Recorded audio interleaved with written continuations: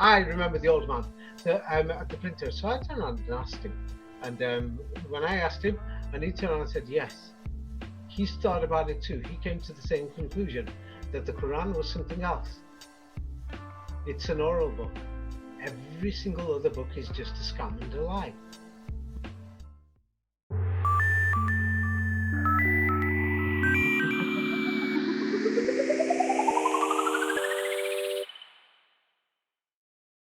Welcome, David.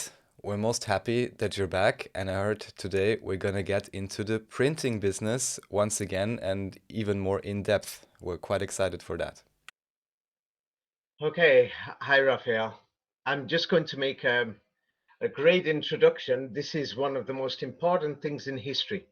It's because there's many people, of course, I just call them lazy bums or lazy dummies or idiots. Or if they're not lazy, it's just like they want to express their opinion, yes, and they want to. It's like some people will express something as if, hey, that's it, Oh, I know the truth, this, that, everything, and then they're not going to have a look at something, and then they've got no experience in something. Now, I'm going to say here that Arabic writing and what do you call it? The language from the Arabic Quran, anyway, especially, and what do you call it? What we call Old Arabic was in Europe, and it was the dominant language and the dominant language system in Europe and throughout the world. Yes, it's basically the oldest. That's what the historical evidence shows. Yes, and the thing is, if anybody wants to dispute it, they could do whatever. Yes, and I've not chosen it because it means Arabic or Arab or something. The Middle East didn't have this language or anything until the colonial people took it there. There's many things, some people will say, David's pointed out a few coins or something. No, I've not pointed out the millions of coins that are in Europe and not in the Middle East or other places, Arabic coins. I pointed out, hey, it's on swords, it's on buildings. Yes, in the European historical documents, we just see history of wars and crusades against these so-called Arabs or Saracens or things like this, and they're telling us, oh no, we had these wars in Europe, but no, we had to go all the way, to the Middle East and fight them over there, which just sounds like a joke. I've written about these in my books, so has Professor Anatoly Fomenko. It's not just the coins, it's not just the swords. We can see it in fashion. We can find it in, what do you call it, in Arabic words that people use.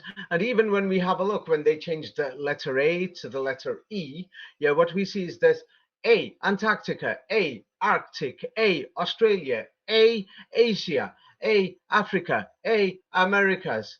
Yes, but instead of Europa, which is Arapa, yes, it's mysteriously a letter E, but not everywhere. The many places that didn't change it to the letter E still use the letter A. Yes, believe it or not. And the thing is, what do you call it? There's just too much evidence. Like, for example, in the so-called Arabic words, yes, that they're telling us are from the Middle East and the Quran and Islam. Like, for example, somebody in Israel pointed out to me and said, hey, people will say, Inshallah, we'll do it tomorrow, hopefully, or by the hope of the grace of God.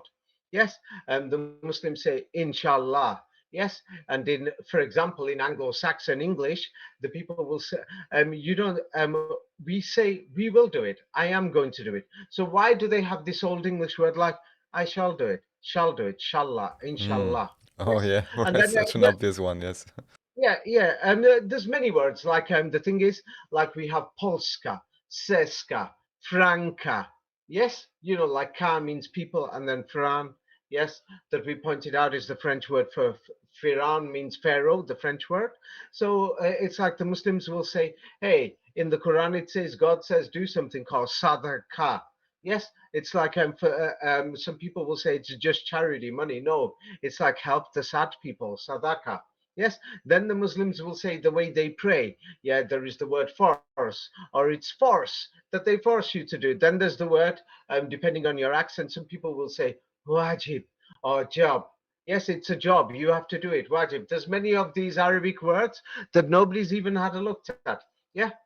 And the thing is, even the European and Germanic word bed, Yes, and the Arabic word bait, and somebody will open up a modern dictionary and say bait means house or something. Ah, okay, I'll deal with that later. I got no time for these people who've not had a look at Germanic words, and they'll just have a look at a few places, and who've not had a look at these Arabic words. But basically, we can see there was a common language, and they started off from a similar place. Yes, there's too much evidence. Yes, that Europe had something to do with, and some people say I use the word original Islam. It's because modern Islam's a joke. It's a scam. It's a scam. It's like total brainwashing. They're opening up these brainwashing centers in many other places around the world. I don't want to go through it right now because I don't want to focus on that. Anyway, let's get down to the evidence that I'm going to present a lot of evidence that Arabic was the is the oldest language that we could find of going back up to 1,000 years. And Flamenco has had written history about 1,000 years before this. We don't really have anything. Yes, I'm going to go through it: ancient Greek, ancient Latin, ancient Aramaic or whatever, ancient Hebrew, ancient Sanskrit, ancient Tamil, ancient Bengali, ancient Chinese, all of these. It's just a scam invented during and after the Renaissance. Now, let's have a look at this. Yes, here it's like somebody is trying to do a report. I've opened up a page. It's what do you call it? Somebody's basically written a book for a thesis of what do you call it? Colonialism, cultural identity, making of a Hindu discourse, Bengal. What do you call it? By Indira Sengupta from India. Yeah. Now, what many people don't know is that Bengal is inside India, and what do you call it? Parts of it, up to about 30%, maybe less or maybe even more, is an independent country. But anyway, here is somebody who's written their book. Yes. And the thing is, I just want to go through and show everybody just simple basics of linguistics. Yes, because there are some monkeys who are going to comment and they're just going to say something. But let's have a look at this. Uh, um, I'm going to read this out. Yeah, very fast. In colonial Bengal, the intelligentsia dominated the subordinate social groups by silencing the peasantry, by turning them into objects of their compassion. Moreover, within Badralok constructions of the glorious past, the inarticulate peasant had no history. This also explains the pervasive nature of the emerging Hindu discourse, which hegemonically created an oppositional self-image capable of countering British denigration, while at the same time imposed a reconstructed set of symbols on the humble subordinate groups. This discharge, largely a creation of the educated middle class of Calcutta, therefore often spoke on behalf of the rest of Bengal, and indeed the whole of India. The hegemonic drive of the Calcutta Badralok sought a heroic antecedent in the martial legends of geographically distant peoples such as the Rajputs and the Marathas in an attempt to construct a desirable self-image that could effectively oppose the colonial denigration of the Babu. Right. Did you understand a single thing that I said? Just be honest. Well, no, no, because I No. was focused on you Okay, talking. that's it. It's just Bullstein.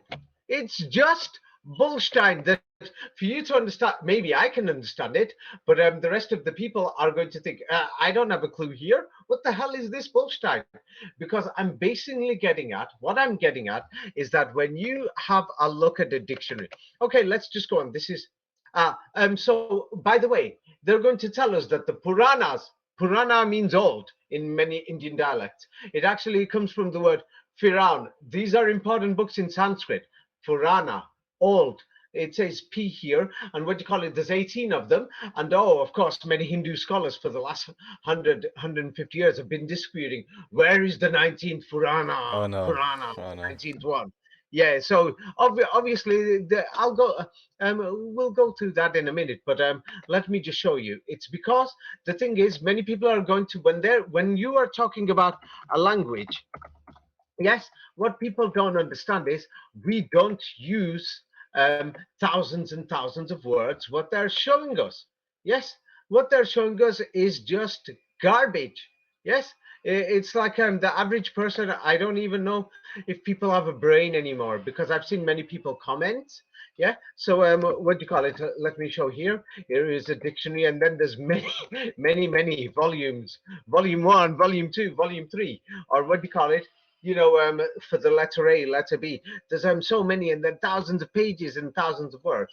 The truth is, if I let's say, for example, I'm doing my doctorate in the university, and I'm going to hand over a book that I've written. Some people call it a thesis. It's basically a book. Yeah. What many people will do, people like me, yes, especially, is that I'm just going to go through thesaurus and other things. I'm going to try and find difficult words on purpose. Now, the more difficult, pathetic, stupid words I use that nobody knows what they mean, then that's it, I've passed. It's because what people don't realize is that the thing is, every word, what they've on purpose done in dictionaries, they've made sure that words have too many meanings so that there'll Hmm. be speculation. That's why when you go to a court of law or a contract, there's like so many pages explaining whatever, and then they'd say this is your basic contract, then there's the other rules and regulations. Please refer to here, refer to there. In other words, it's bullstein, and then by the time you get to court, even for a single thing, it's like it goes either way. And many people have shown that a court is a joke. It could go either way. Yeah. Look at this, the word surprised. Does it mean to take or to come upon suddenly? You came suddenly, or was it unexpectedly? Or does it mean that somebody came unexpectedly, or you were unaware? Or does it mean a surprise attack? What could it mean? Yes, or could it mean a shock? So it's like the thing is, okay, that word is a bit more basic. Then you get difficult. Surrealism.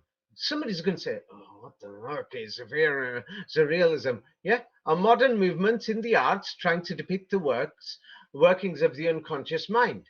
Why are you just going to? Many people, you know what? In fact, I'm going to talk a bit more of this, Bullstein, so that people will generally get the message. Yes, but of course, there's going to be, some, people who evolved from apes.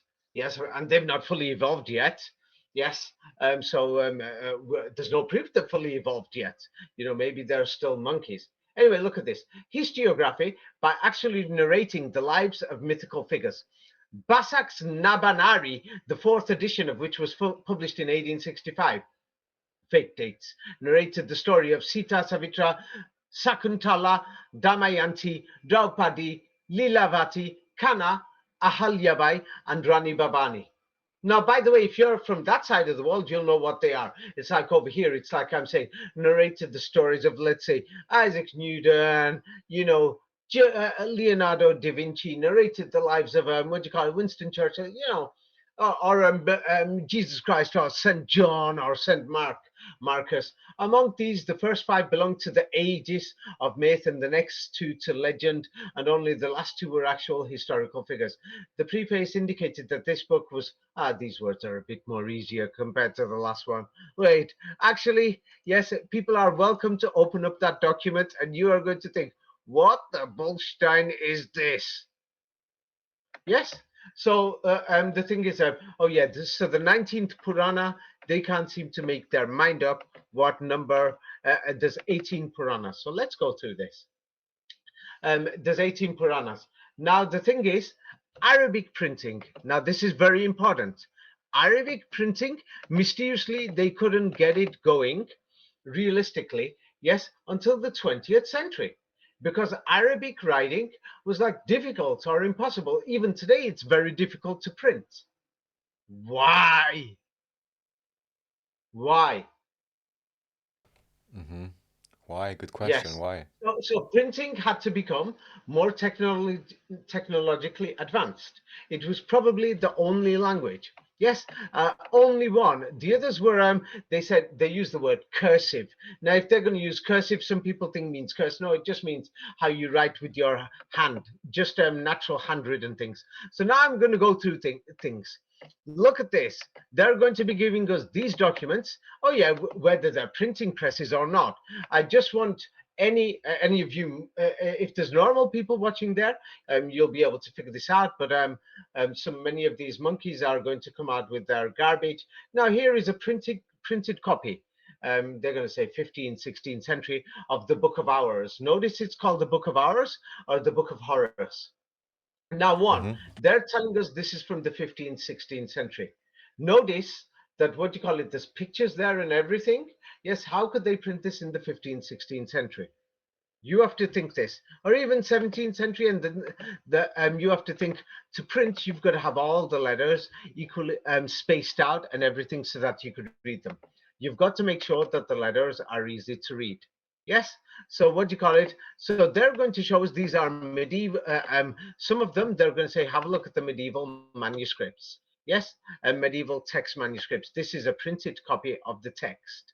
Now, how can this be possible like this in the Middle Ages? And the printers could do this. Yes. So we've got to think, how is this possible? Now, when we have a look at something, now let's look at this pathetic history of what they've told us about Arabic, because they've told us a pathetic history so that we won't even think or consider it. Now, here is allegedly the first, basically the first ever printed Arabic book. Yes, first printed Arabic book. We'll notice that the letters are spaced separately a bit. Now, a bit of joinery there because it was done basically in the 20th century. Yes, so the thing is, and it was done with Western machinery from Europe and America. So that means that people in Europe and America already knew the writing. So now if we go to Pakistan, yes, what we will find around there, Pakistan, Iran, and more near to that side of the Middle East, and they're going to tell us this is 1,428 euros. Now they're going to tell us this is an Arabic manuscript. Now, of course, this one they're going to say it's from the 19th century. Yes, Sharia law. Woof. Now the thing is, okay, let's have a look at this manuscript. Here is a bit more zooming in, and then a bit more to zoom in. Now, when you have a look at this, you'll be able to figure out English, French, everything, and you'll know which one's older, Cyrillic in Russia or Greek. Now, to print this, all the letters are separate, and except a few that are joined together. Yes, notice there is decorations there. Now you tell me who the hell is going, if that's a manuscript, who is going to create a manuscript with pictures there? Yes, if you're just writing down history or something, yes, you won't bother to do it unless if it's for business, for printing. Now I'll tell you, now when I do my books or if I'm writing my diary, I'm not going to create front covers, decorations and everything and many things unless if I'm planning to publish it. Yes, either to sell it or get it out there to the world. Now, in those days, you don't print a single thing unless if it's going to sell. No way in the world anybody's going to do this. Mm. Now, let's have a look at this. We're going to go now. Let's go to this is medieval Spanish cookbooks. This is what they're telling us. Now, if you zoom into the writing, yes, what you will notice is that the writing is actually more like handwritten, but still it's like the separation of many letters and words made it easy to read. Now, why is somebody going to make a cookbook like this unless if they were planning to sell it? You understand? Yes, because the thing is, let's go a bit more deeper because medieval Spain, they were writing in Arabic. Yes. So now the thing is, here is what Arabic will look more like if you're not planning to print it. Mm-hmm. You see? Yeah. It's a lot different. So now what they are telling us, let's have a look. Here is supposed to be um, a newspaper. What do you call it? This is supposed to be what they're going to tell us is that what do you call it? A Jewish Latino language newspaper published in Turkey. And notice it's called Salom. Salom is mysteriously what do you call it? The Persian dialect in Iran today of how you will say hello. Yes, and it doesn't say shalom. It says salam. Salam, Jewish. Yes, and they're going to say it's Ladino, but it's in Turkey in 1947. Yes, so the thing is, notice that the Hebrew letters are separate and it's pronounced salam, not shalom. Today, Turkish Jews will say shalom. But it Mm-hmm. was Salom. What is very important is that not just Turkish Jews, but in the Balkans, and we're talking south of Austria and east of Austria, Romania, and everywhere, they were speaking, what do you call it? They were speaking at the time Italian Ladino, the language of Sephardic Jews. Yes, But after they started speaking Turkish at home. But the thing is, they were speaking this strange language called Latino or Ladino or Latin. Yes, the origin of Latin is a lie because many people ignore what do you call it? Yes, Armenian, their languages are Romanian. These languages are important. They're humans, they're people. Yeah, we're not just going to focus on, I want to understand Latin and the origin. I'm just going to go to Italy, Italy, Italy. That's what many people, Western people do. Yes. And another strange thing is what is important. Notice what they say here. These people who are speaking Latino or Ladino, yes, what is very important is that what you call it, half the world's Ladino speakers died during the war or what they will call the Holocaust. Yes. Mm. That's another thing. And Mhm. these people were known as Mussulman also, and they mysteriously prayed like the Mussulman also. And many people who went to America after the war, they didn't even know they were Jewish until several generations later. Yes, and many people, of course, they were running to Israel. Of course, many people went there as refugees. It's like we know the Gaza people are dying to get out. Okay, let's move on and let's see what this is. So now this is just what average people are saying here. Yes, Arabic was a problem. They couldn't print it. Now, of course, they've got the fake history of England, France, and everywhere else. But what we know is that in Europe, all the books were in Arabic. Yes, and then what do you call it? That they all the European books that everybody had to read and write in Arabic, and then a new language appeared sometime.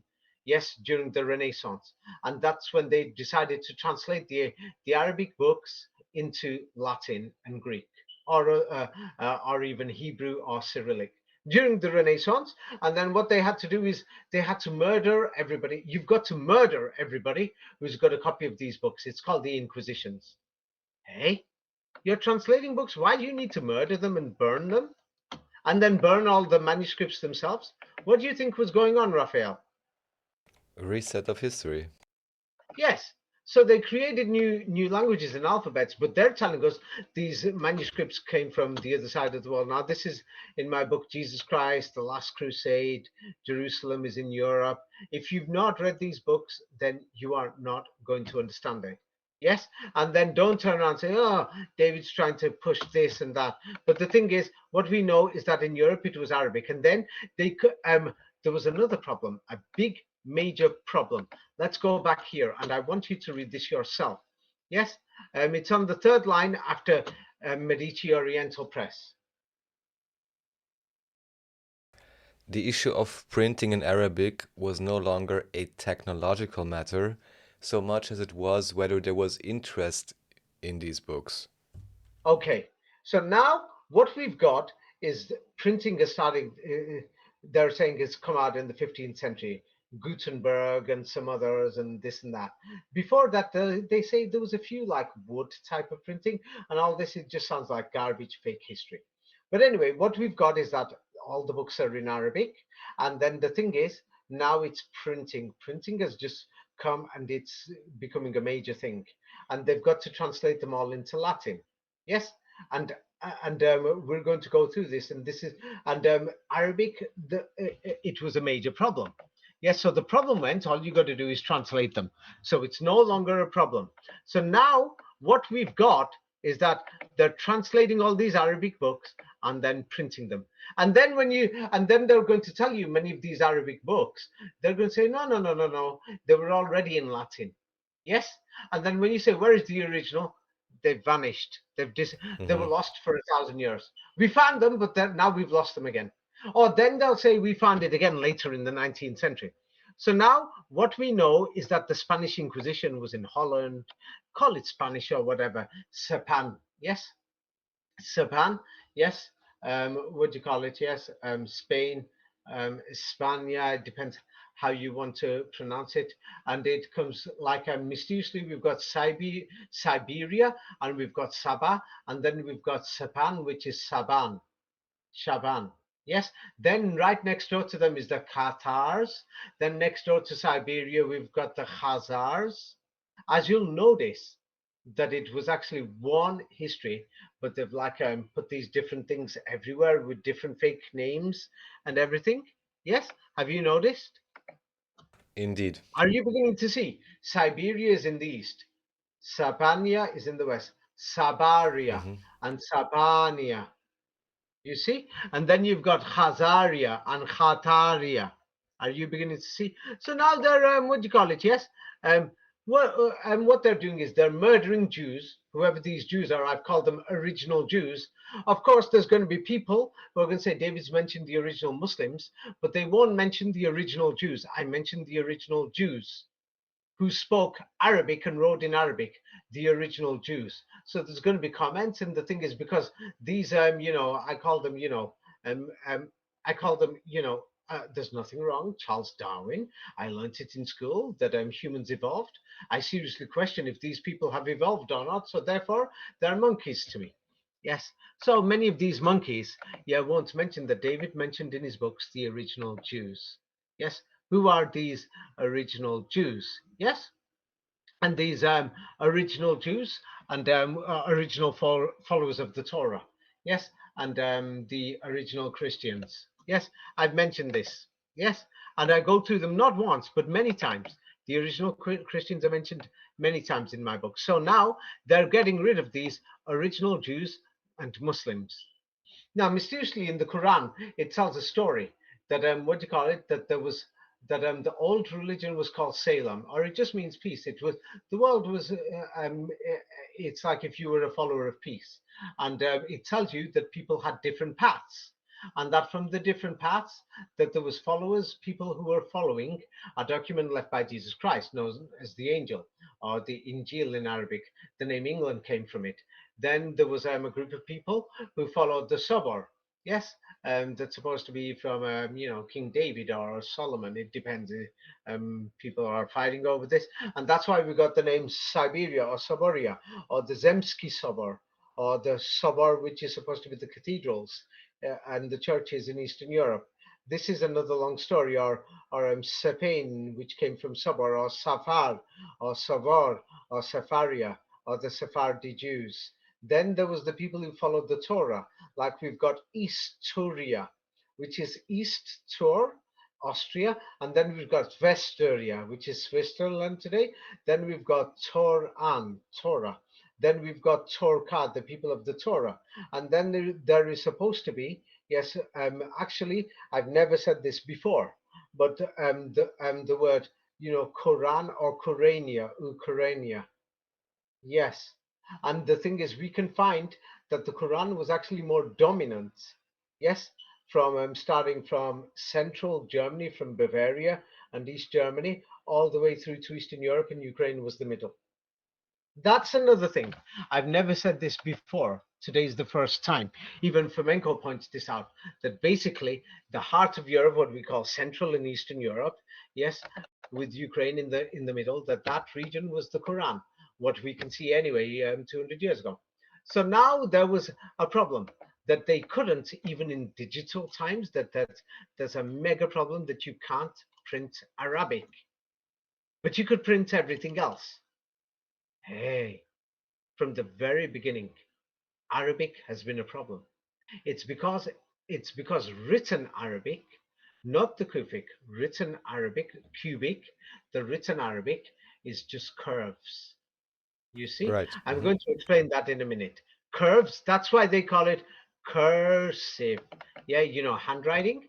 Yes. And then you know what? People can't figure out the history. So all these dummies, they believe what they're told. It's good. You people deserve to be lied to. Actually, I genuinely believe that you deserve to be lied to because you will study small things, form an opinion, and then you'll go out there and fight people. Yes. What do you call it? Look at this. Oriental presses in Europe printed Arabic books according to the 1500s. That's what they've told us.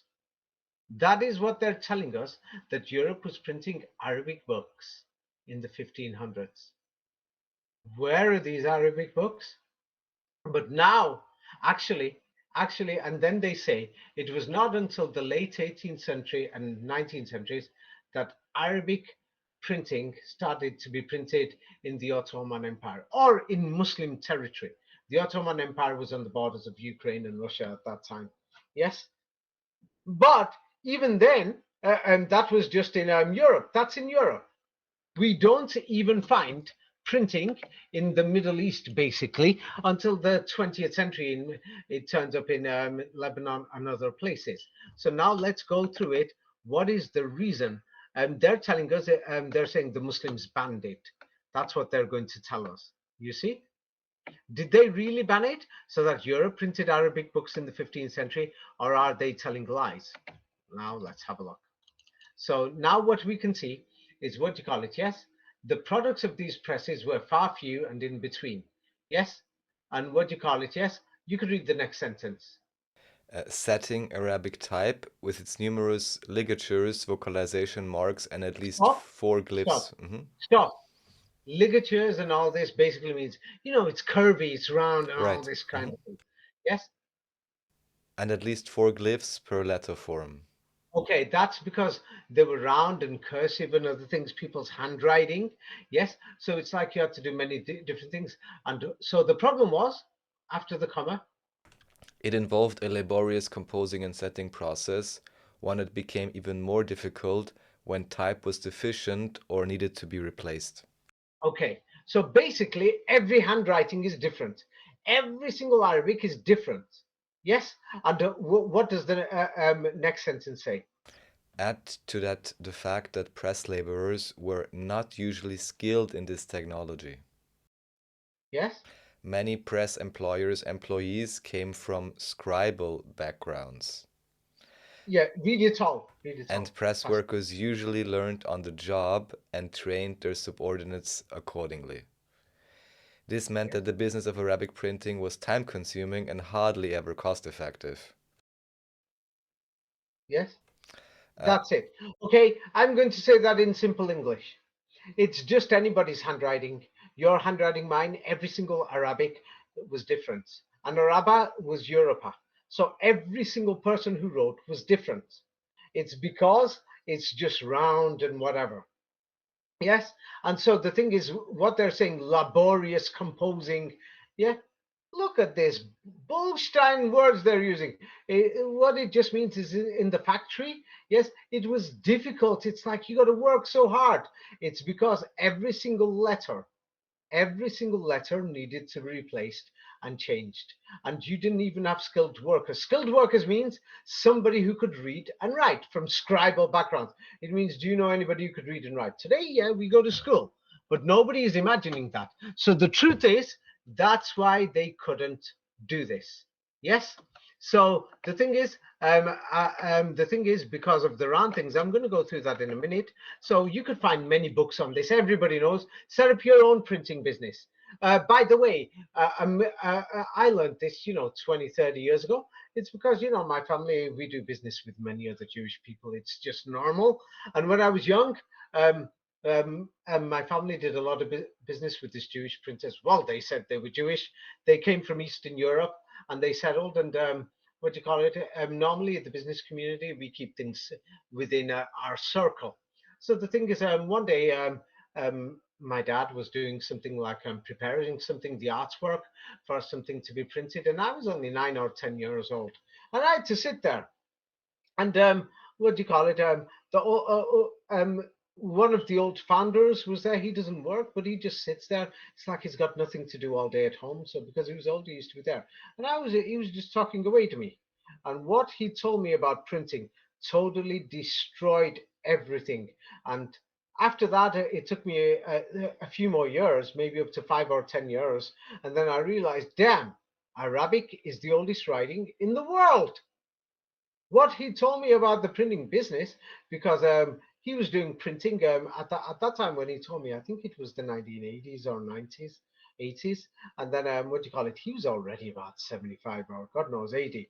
Yeah. So the thing is, he was telling me that the printing was in the family, and they came to England way before the war. So the thing is, I'm thinking that they've been doing printing at least since the 1940s or 50s.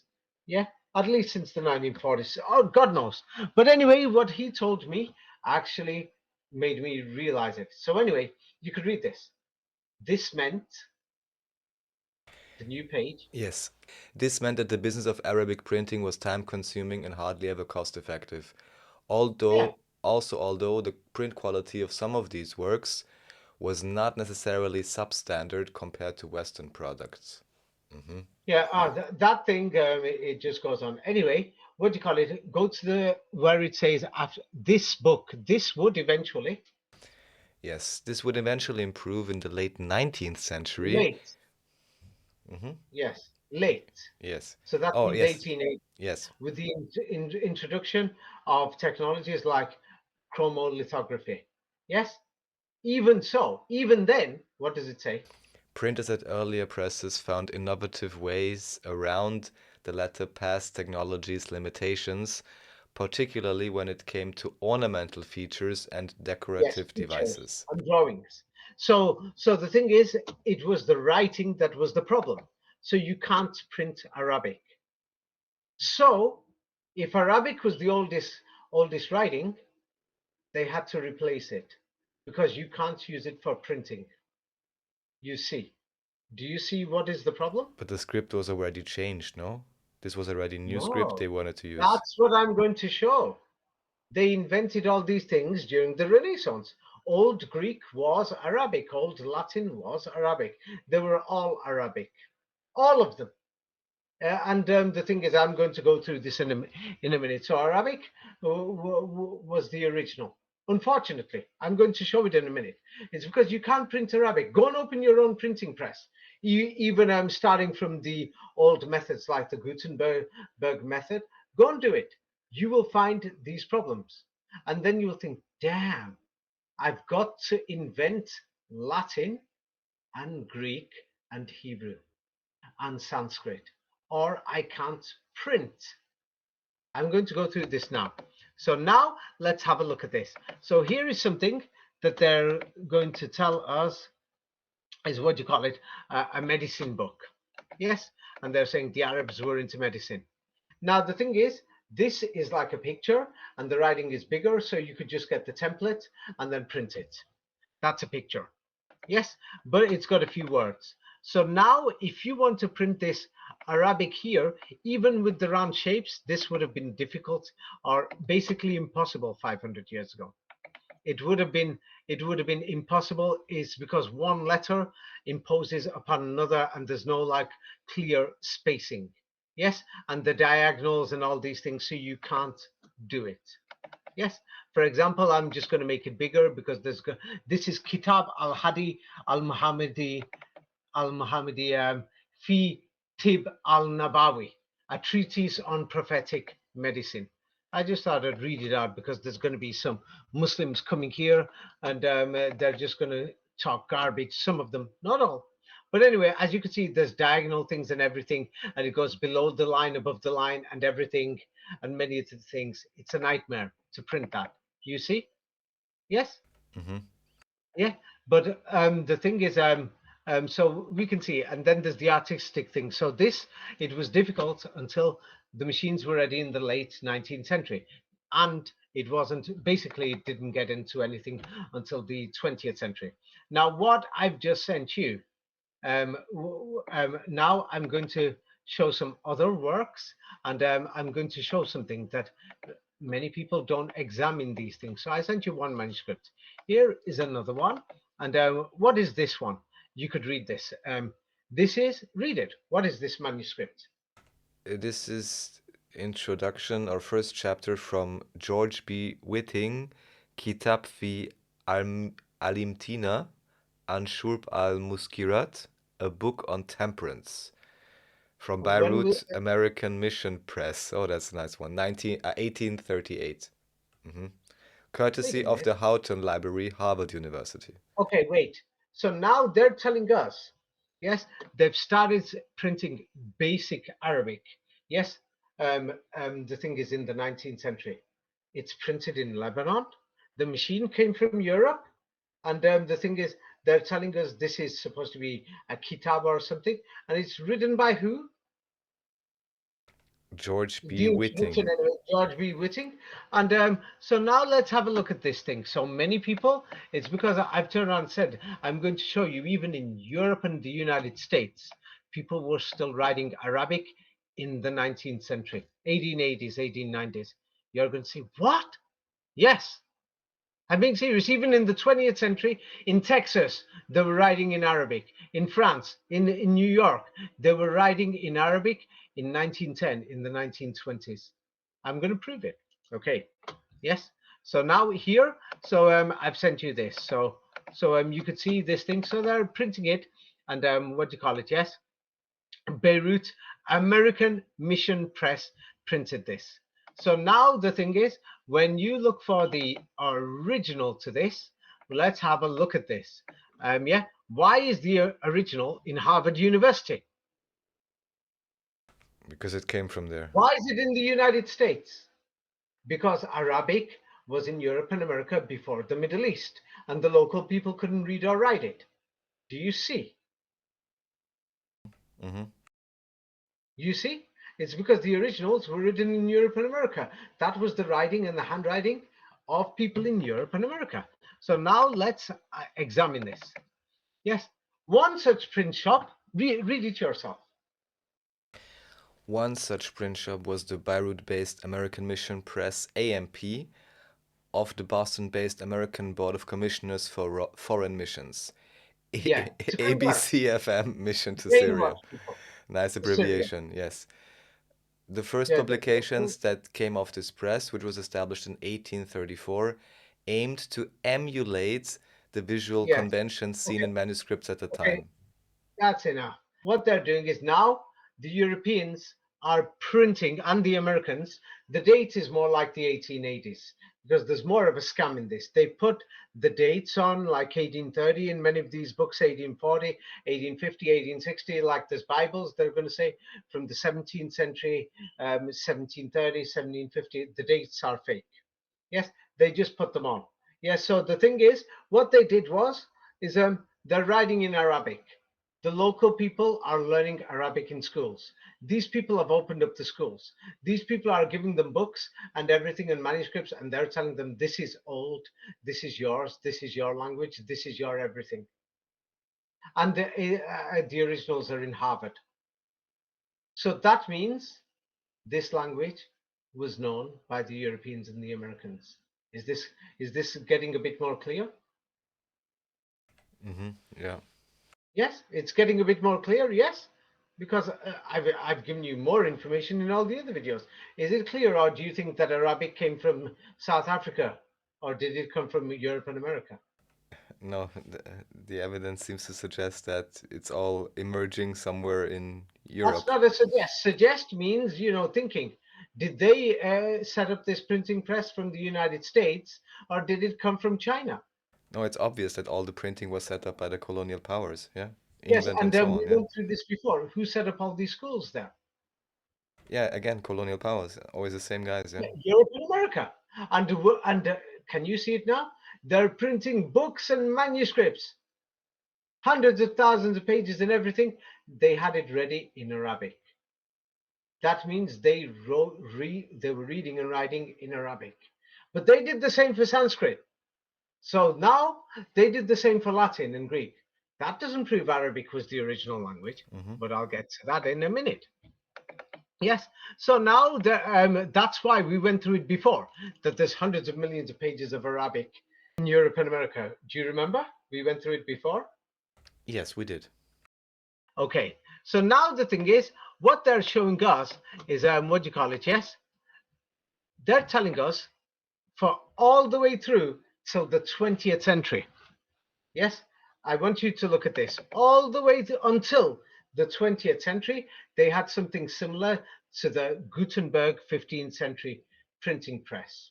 Yes, and they used words, the movable type, and many people imagine it's a machine. No, you're moving every single letter with your hand on a flat wooden plate. Yes, then you put ink apply to it, and then you're printing hundreds of thousands of different pages. Then you got to wait for every single piece of paper to dry. Yes, this was printing until after 1880, they printed the new machines. Until 1880. Yes, so after that, they printed they invented the new machines, but the new machines, you still got to manufacture thousands of them to send them all over the world, to Shanghai, to Tianjin, to Beijing, to Hong Kong. to Singapore, to Kuala Lumpur, to Jakarta, to Sydney, everywhere.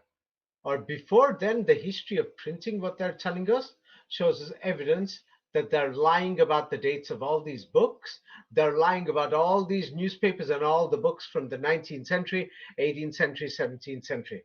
So even if I gave other evidence before, I've already given enough. I showed that the dates are fake, that the printers were lying, fake printing addresses. We can't even find the address of these printers because they printed them in the 1920s and 30s, and they just put it on, 18th century, 17th Hmm. century, and the printing address doesn't match. That we can't find anything. They've just invented the history. So now, when you examine how this printing was done, that's when you will see that there is something totally, totally wrong. Now, and the thing is, for just to do the printing, do you know what they had to do, Raphael? Reset the types all the time, or what do you mean? Right, that was all the time. But first of all, if you are going to print anything in English, in French, yes, in Swedish, in Danish, in Dutch, in Spanish, in Italian, in Greek, if you are going to print anything in any of these European languages, English, French, German, Italian, at that time, do you know what you had to do? Just look at that man on that picture. He's having to read and write and everything. You know what? Nobody could read and write in them days. And they're telling us that they printed millions of books and they did billions or trillions of pages of printing. Oh, all these centuries. You know what? They had to read trillions of pages backwards in Arabic. Did you know this? No. We're going to go through that in a minute. They had to read everything backwards because of the way the machines are laid out. They're showing us these are the machines and the way they're doing every single page. And now everybody imagines it's like a modern factory. It's done so quickly. And then they pass the paper, then the next paper. Liars. They had to read every page, but to print, you had to start off backwards. That Yeah. means they were for English. For us, what's backwards? That means Arabic. Now, when you reverse Arabic, it forms Latin and all these characters. Or change the shapes a little, rotate them. Greek, what is Cyrillic today, or Latin, which is French today, or something. That's the beginning. That means everybody who's reading and writing, they're telling us in the 15th century, Gutenberg's time, there was 1,000 printing presses. So that means there must have been, what do you call it? Let's say there's, 50 workers or something, and they're saying they printed millions of pages or whatever. Yeah, they had to read every single page. You had to put every single letter. Let me just show So you now. this would mean that when they reset the history in the books, they got rid of all They the burnt old, everything, yes, yes, they and got then rid of all the old Kufic Arabic. They invented the new script and then just used variations of that to yes. create 100 different scripts and Right. languages for the Now new I'm world. just going to go Hmm. through basic, but we'll go through this more in a minute. Now, to show an example of the basic, yeah, because there is going to be monkeys and everything there. I will show them soon that some people will say, hey, I found a Latin manuscript here with the writing joined together. Hey, I found a Hebrew manuscript here with the writing joined together. Oh, but Hebrew is backwards, like Arabic. So maybe they were writing in Hebrew. No, I haven't finished yet. Yes, and the thing is, there's so much more to investigate. By the time you investigate everything, you'll think, my brain is working. I'm sorry that like a dog, I jumped to conclusions. Yes, and I started commenting and inventing things. No, no, no, sorry. I shouldn't say dog. I should say like a monkey because I've not evolved yet because, of the theory of evolution. Yes. So the thing is, I'm going to say this because, many people don't deserve knowledge. I've noticed this. They actually don't. Because what are you going to do with knowledge if you're not helping anybody or anything? Now, I want you to imagine this. Every page they're picking up all these characters and they have to pick them up and they've got to put them down like it doesn't matter if it's Chinese or English or French or Cyrillic or Arabic, and every letter has to be separate, and for every page you've got to put it backwards. It doesn't matter if it's in capitals or smalls, you've got to do it backwards. And printing, I'm not talking about 18, 19th century printing that they printed afterwards. They printed backwards after, because the Hebrew printing, they said they printed after a few generations. And even that history is fake. So now you've got to put every single letter together. And you're doing this, and you've got to put this for every sentence. Yes. Now, what do you call it? Of course, there's going to be some monkeys. Yeah. Oh, you monkeys and dogs and animals, please go away, because I'm trying to talk to humans, and I mean humane, who are really going to change and help poor people who need food. You can fly out. It's a beautiful holiday. Go and have a holiday. Yes. It's actually interesting helping people. So now, the thing is, what it is when you write Latin backwards, it's Arabic. Here is Latin backwards, just a simple font. And then the words had no spaces in the manuscripts. The manuscripts were old. Now you got to write that, and you got to put it in the square shaped with angles, Latin letters. Oh yeah. So now they're going to say there were some manuscripts that were like that. Start reading Buster. And then after you could read, you got to print this too.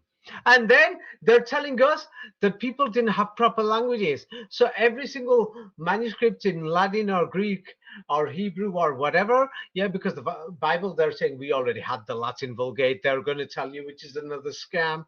They managed to read all of this backwards. Then they're saying that they wrote Latin forwards. So now you've got to put everything backwards on there so that you could print it. Oh yeah. And then you're reading the manuscripts. Start fargin reading. Yeah. Roman Moroni from Johnny Dangerously. Start fargin reading the Bullstein manuscripts with half the words missing and the pages missing, and you got it correct. And you're trying to tell me? So that's why I realized, and it wasn't just me. It's what do you call it? Well, after about 5 or 7 or 8 years, I went back to that man.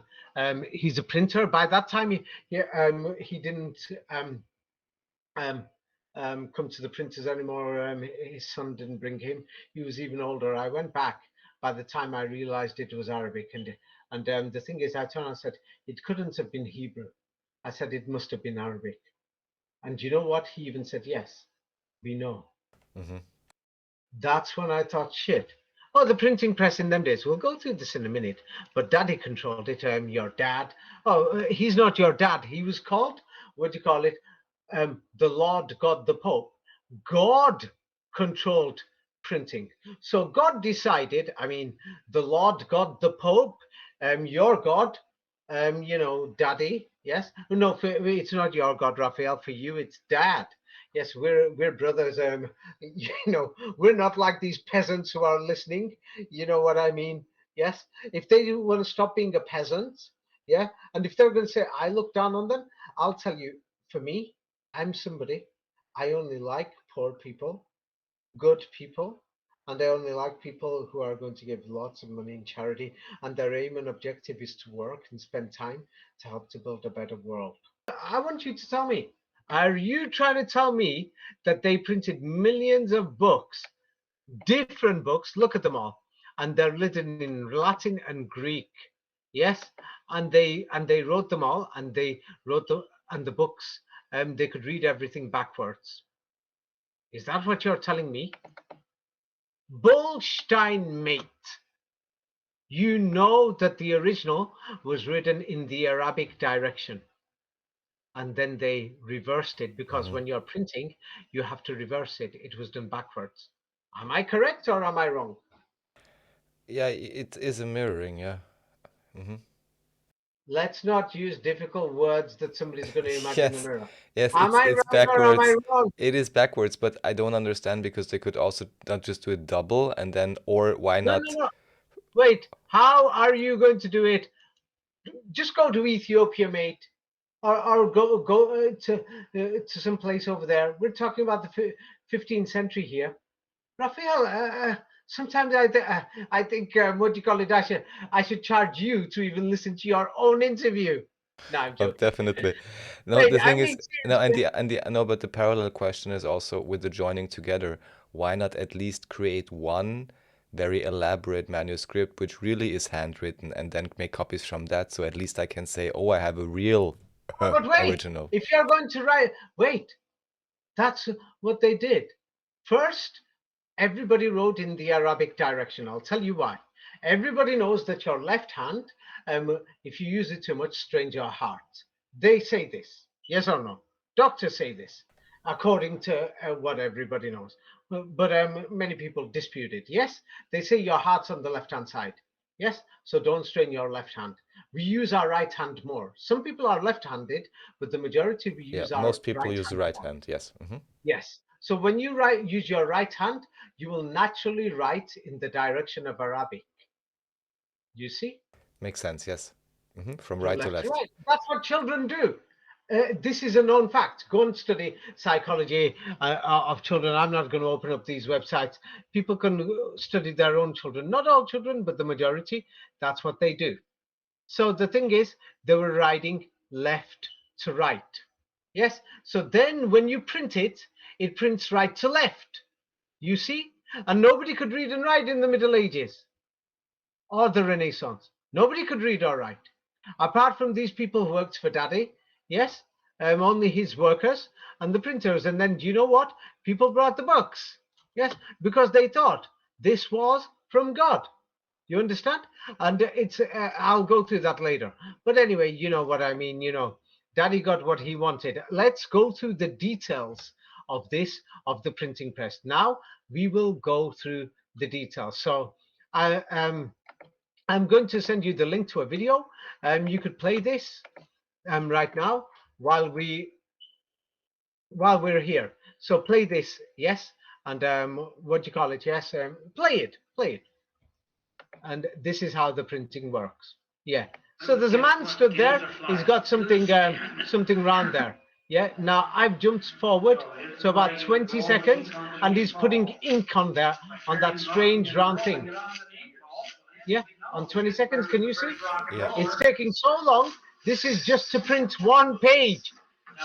Yes, and he's demonstrating. Yeah, we're still, now I'm fast forwarding to 1.5 minutes. He's still doing it. So now 1.5 minutes, watch what he does. He's got the ink for one page. Watch what he does. So coming straight down, Can you see him going boom, boom? He's putting the ink on the metal letters. Yeah, this would obviously take The forever. metal letters are backwards. Can you see it? So it's backwards. Can you see how long it's taking? Just for one page. He's got to print one page. He's not finished. I'm fast forwarding to the 3rd minute. I've had enough. It's so boring. Damn. Just for one page, it took 2 minutes. No, 3 minutes. I'm on 3 minutes. Yeah. So now you could see I'm now on the 3rd minute and 20 seconds. Yeah, go to 3rd minute, 20 seconds. And he's got hold of a piece of paper. Watch what he's doing. Can you see it? Are you on the 3rd minute? Yeah. Yes?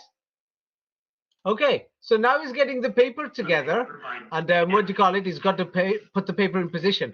Paper was not like today. You didn't. It was expensive. You can't make a mistake. You understand?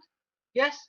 It's not like a job today. It's like whatever. So now fast forward to the 4th minute. Yeah. Fast forward to the 4th minute. Look at what he does with the paper. There's a problem. You got to put the paper, everything. Hold the paper in position. Everything. Yes. Can you see it? Yes. Yeah, and then he's got to put the paper flat. There's got to be no mistakes. Oh yeah, because it's taken another minute. Now I'm fast forwarding to the 5th minute. I'm doing it faster. Yes. So the thing is, you can't have no mistakes. And watch what he does. He puts the paper on top of that place, and then they need to use a massive wooden or metal or wooden block. Can you see it? Yeah. Yeah, and can you see he's twisting a wooden thing? And you need a lot of energy. Yeah. And watch what he's doing. Yeah.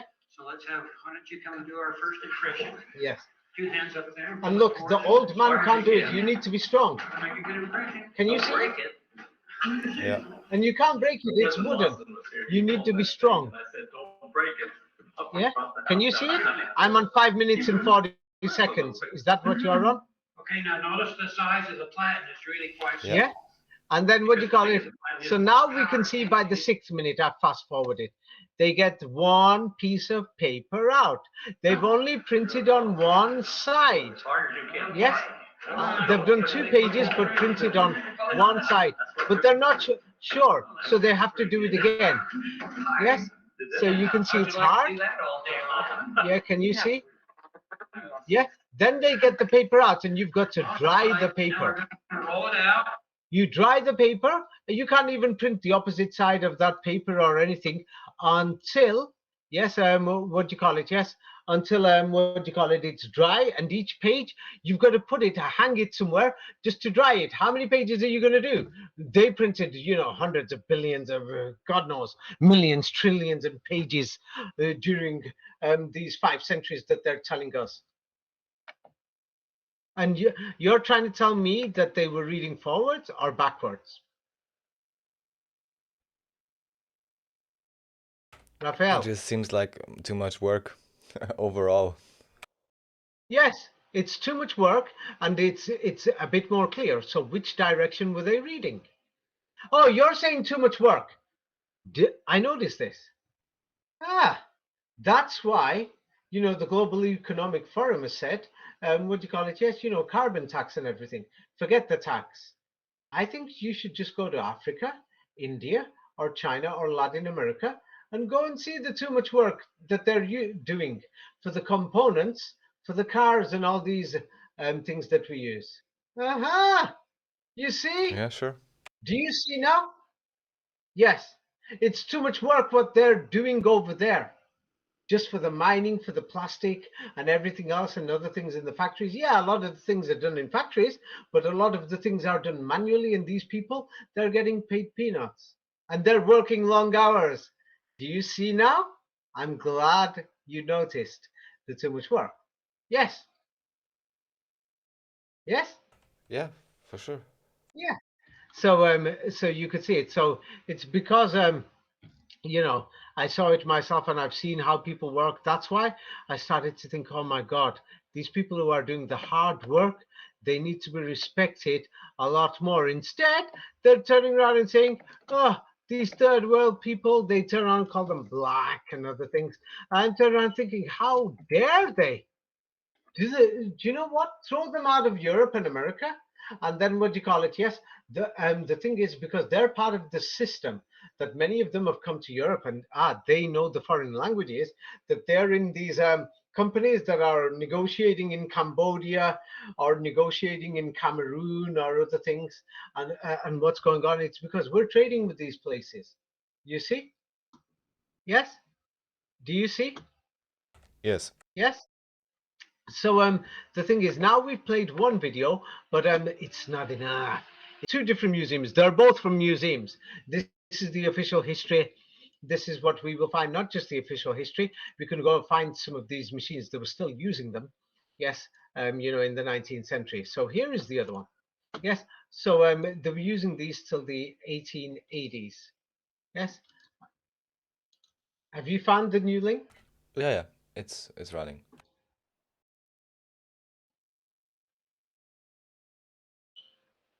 It's running. Okay, so now I will go to this new link, and let's have a look. Yeah, do you see the man standing there? He's got pages there waiting to dry. Can you see it?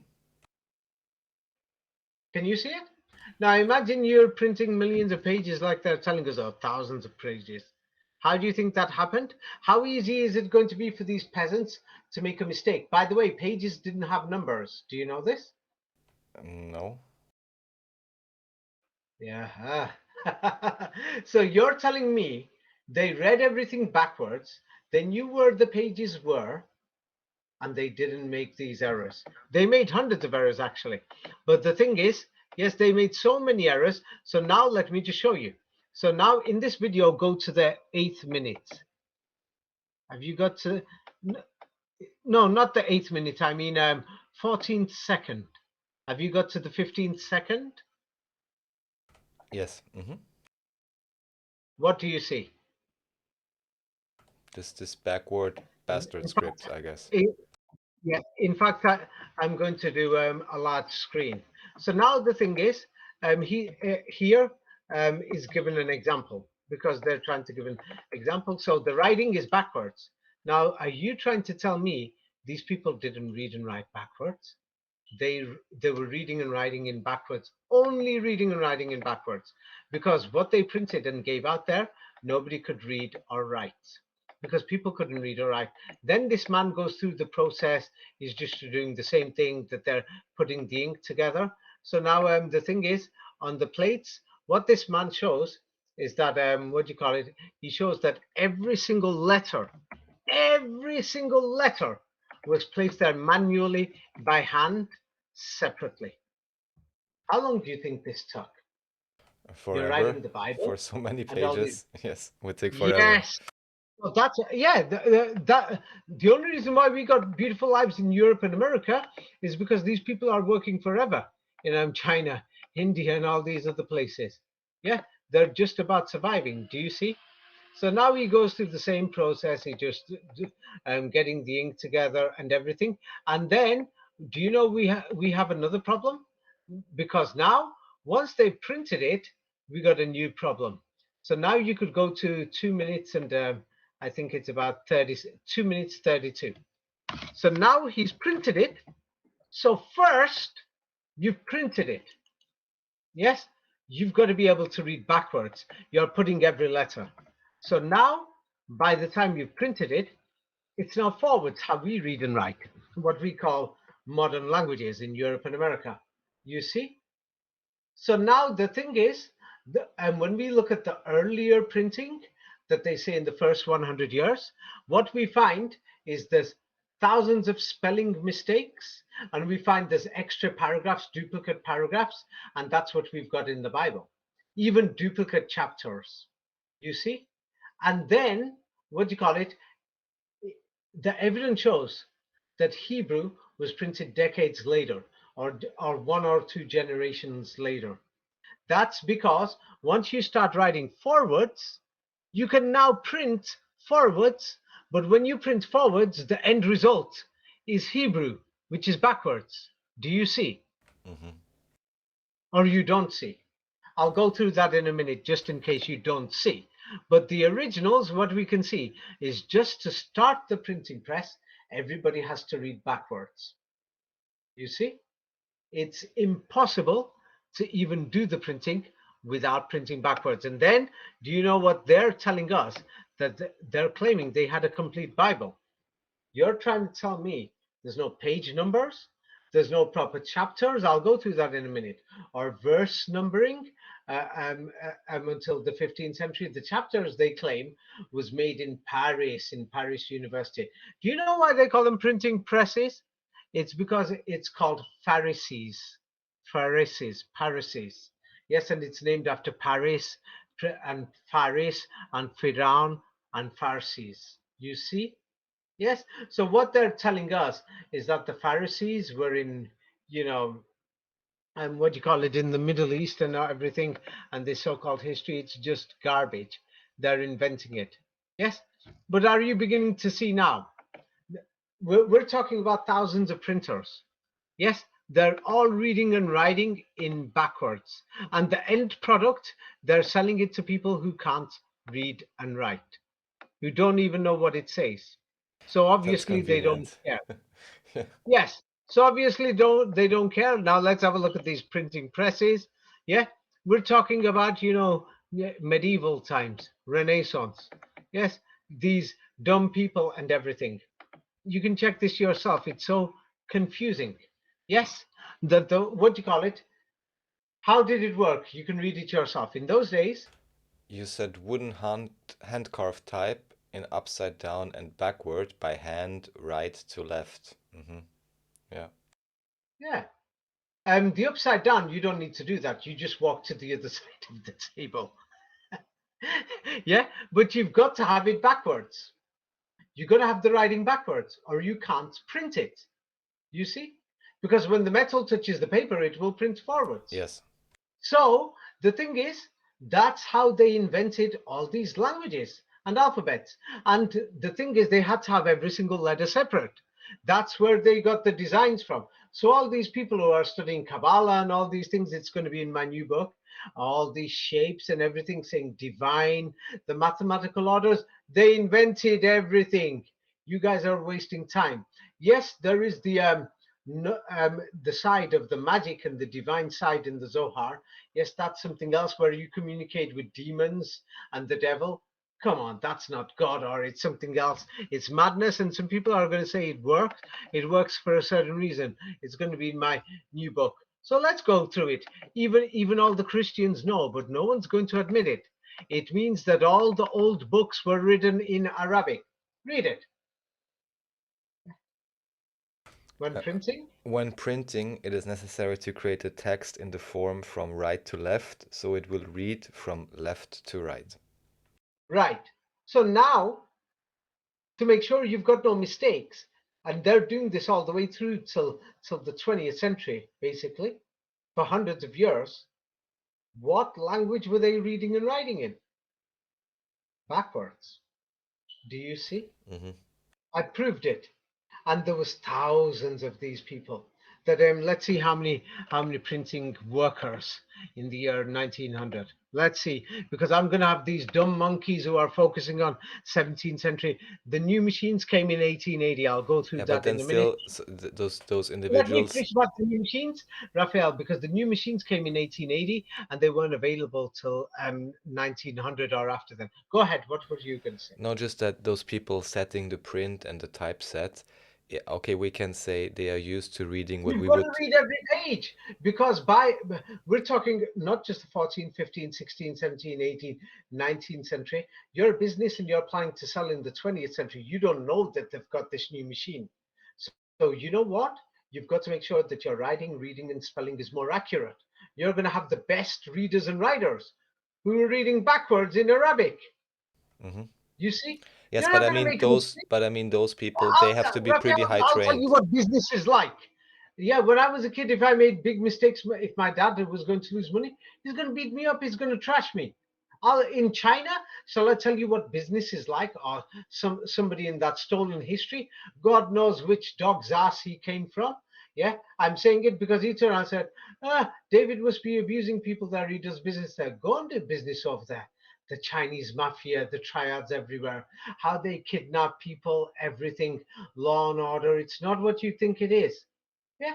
And said he's gone there to make money to abuse people. Go over there to the third world and go and try and do business, mate. You dog's ass. Yeah? Go and try and do it. Yes. Uh, so wait, I'm going to tell you something now. These printers in the 17th, 18th century, they're burning people alive in the 17th century. The Inquisitions in Holland by the Vatican. What do you think you're going to do with people who are going to be making mistakes in your printing and you've lost your money? You're sending people around to burn the printers, attack people. You got to have like a private army to protect your printing press Hmm.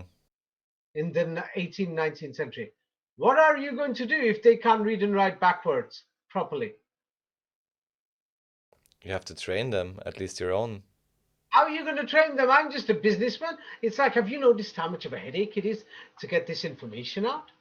I know how much it is. My family does business. We don't bother with the training. It takes ages. We're talking about the 17th century here. Nobody could read and write at the time. There's more. I'm going to go through it more. Why don't you just use the common sense brain answer? Which way were they reading and writing, Raphael?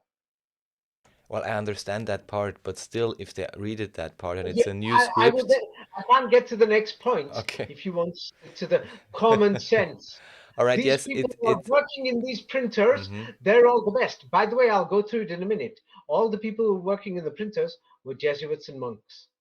Yeah, all right, Yes, that I'm going to get explains to that it. in a minute. I Mhm. can't get to it. If you're going to show the stupid answer, then even you become stupid. Yes, all these Jesuits and monks, they could all read backwards. That was the language, that was the way that they were all reading and writing in. I'm going to get through that in a minute. I'm going to pull out the evidence. Don't worry. You won't be embarrassed for thinking and using a brain. Don't worry about these viewers.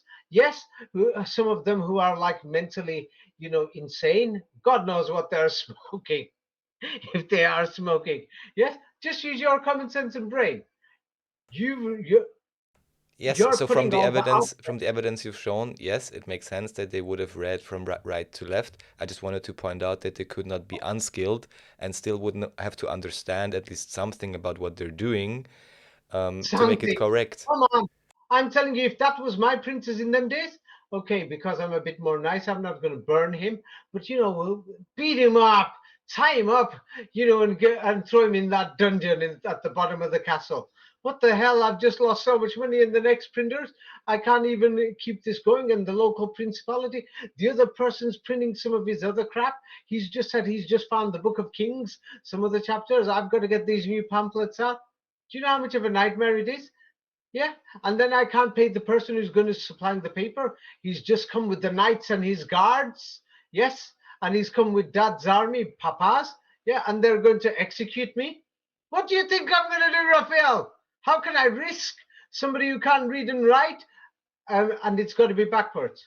It means they were reading and writing backwards. You see? Yes, yes, I Yes. just want to add to it that they were not only doing that, but they also had to have an understanding Can of I the tell new you what they're language. going to do in China right now? If you don't pay the banks and your companies, they're going to throw you in a prison cell. You're getting beat up and tortured. Not just in China, in India, other places. This is no joke. You can't F around. I'm being serious to you. I'm being serious to you. Business is business. Yes? Even today, people are going to beat you up if you don't pay the money back. Even you know this. Yes, you've got to call the police, security. I'm going to go through the main details in a minute. But the thing is, yes, it was necessary. Yes, you could read that last page that I sent. You could read it again. Not they could or would or should. It was necessary Yes, that you when had to printing, read it is left necessary to right. to create a You've text got in the to put form every from left, single letter right to to left. spell the words. Then you've got to read everything before printing. You see? That's when you check it. You don't check it after you've done it because paper isn't around, ink isn't around. You can't waste time. You understand? You've got to read it before it happens. That's when they read. So now I'm going to show examples. So of course they play games.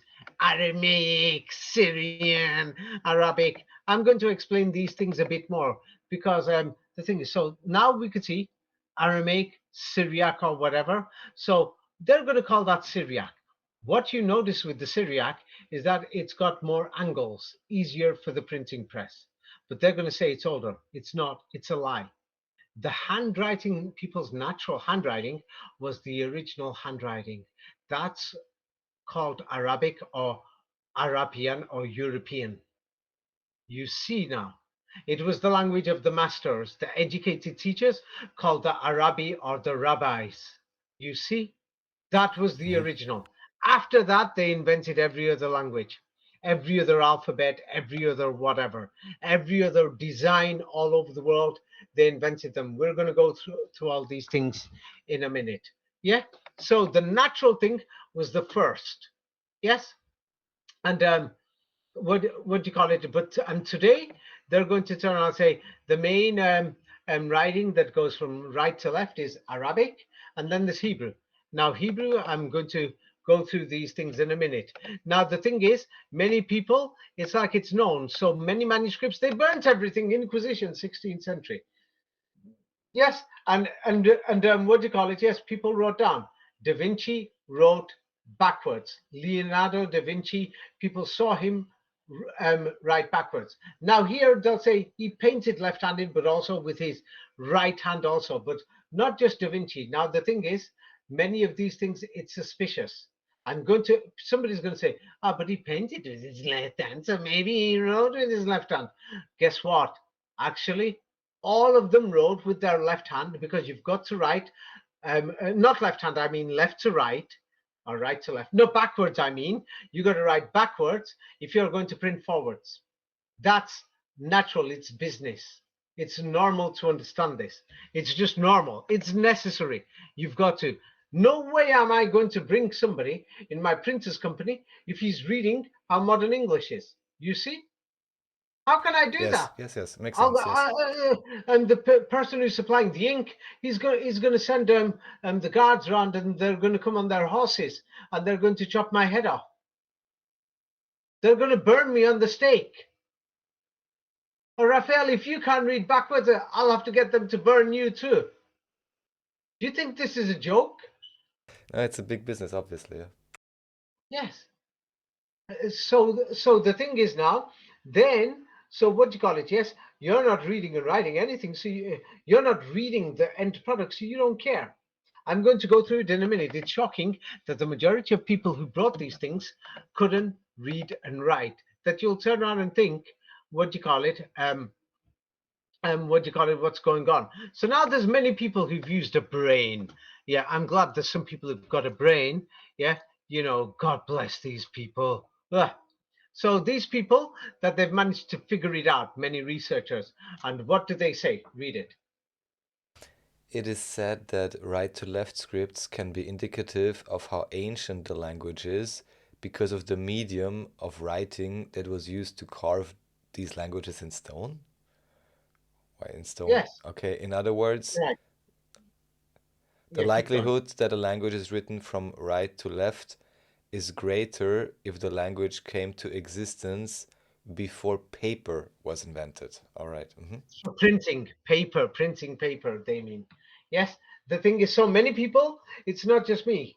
So if you're going to comment after watching a video and something, it just shows how dumb you are. Go and visit some of these printing museums, printing presses, go through different handwritings, everything. Go through it properly. Yes, and then you'll know you've been lied to. And that means every single book, every single manuscript, every single thing is a lie. And that's why it's nothing to do with religion. After I came to this conclusion, that I remember the printer was an old man, I then confronted him and I said, I confronted him and I said, Talmuds, Midrashes, Mishnahs, everything, all these things, they all must have appeared, yes, after after people learned to read these manuscripts, then the new generation wrote in the opposite direction. That's when you could print Hebrew. And he said, yes. Now, when I said that, and then I said, do you know something? That means that we've got no history at all. And he even said yes. He said that's why he doesn't believe in anything. And that's when, around that time, I remember I met a Palestinian. I think I was 15, 16, but I knew that Palestinian for 5 years. So it's somewhere between the age of 15 to 20, and an Iraqi. And then, what do you call it? They said the Muslims have been memorizing the Quran at that time. So I remember the first time I went to a mosque properly. I think I was 16, 17, 18 or something. Around that time, I'm forgetting more and more now, but it was around that time. But the thing is, you know what? That's when I thought, damn, these people memorized this book. And then I thought, I've got to check the origin of this book. It means it's the only thing we've got, and why would they memorize it? Then I started to look at nationalism and printing and languages, invention of languages, the masonry and everything. And then I just figured it out. That's what made me realize that that book was in challenge to everything in the world, in every side of the world. It's at war with the rest of the world.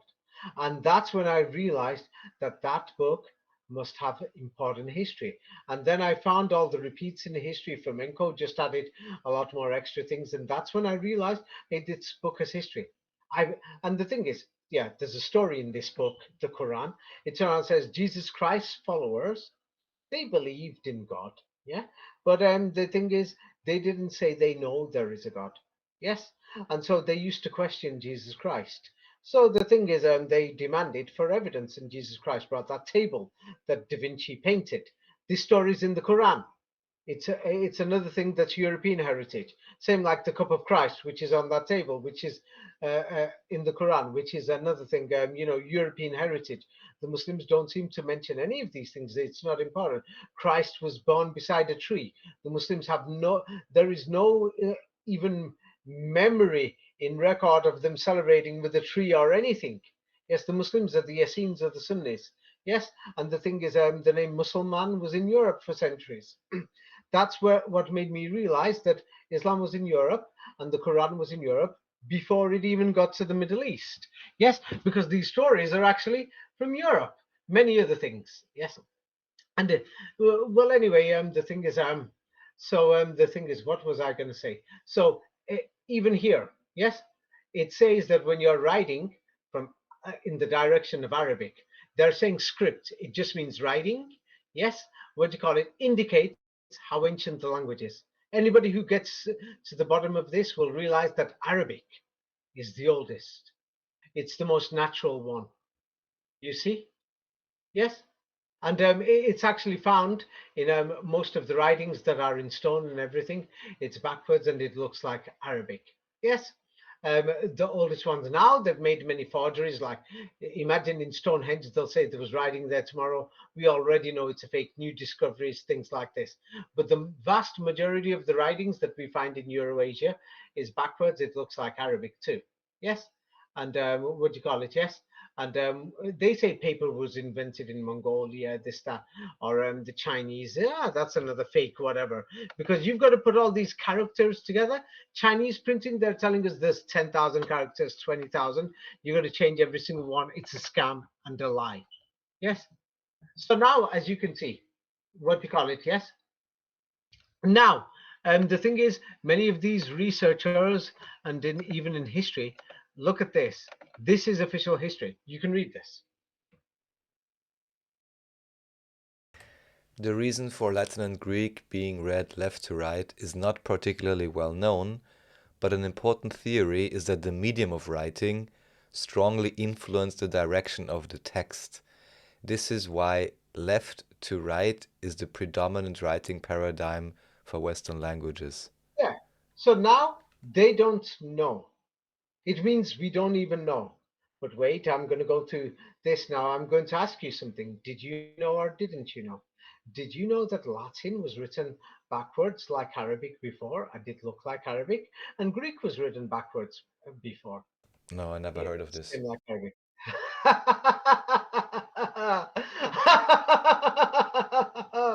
Oh, I'm laughing because there's going to be some of these monkeys.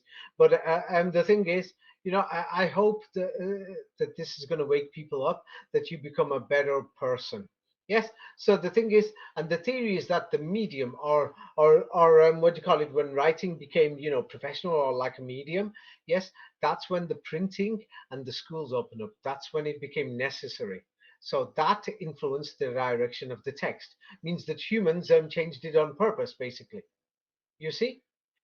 So Yes. the thing is, Latin and Greek was written backwards, and of course, there's going to be some monkeys, who are going to talk about this even without checking.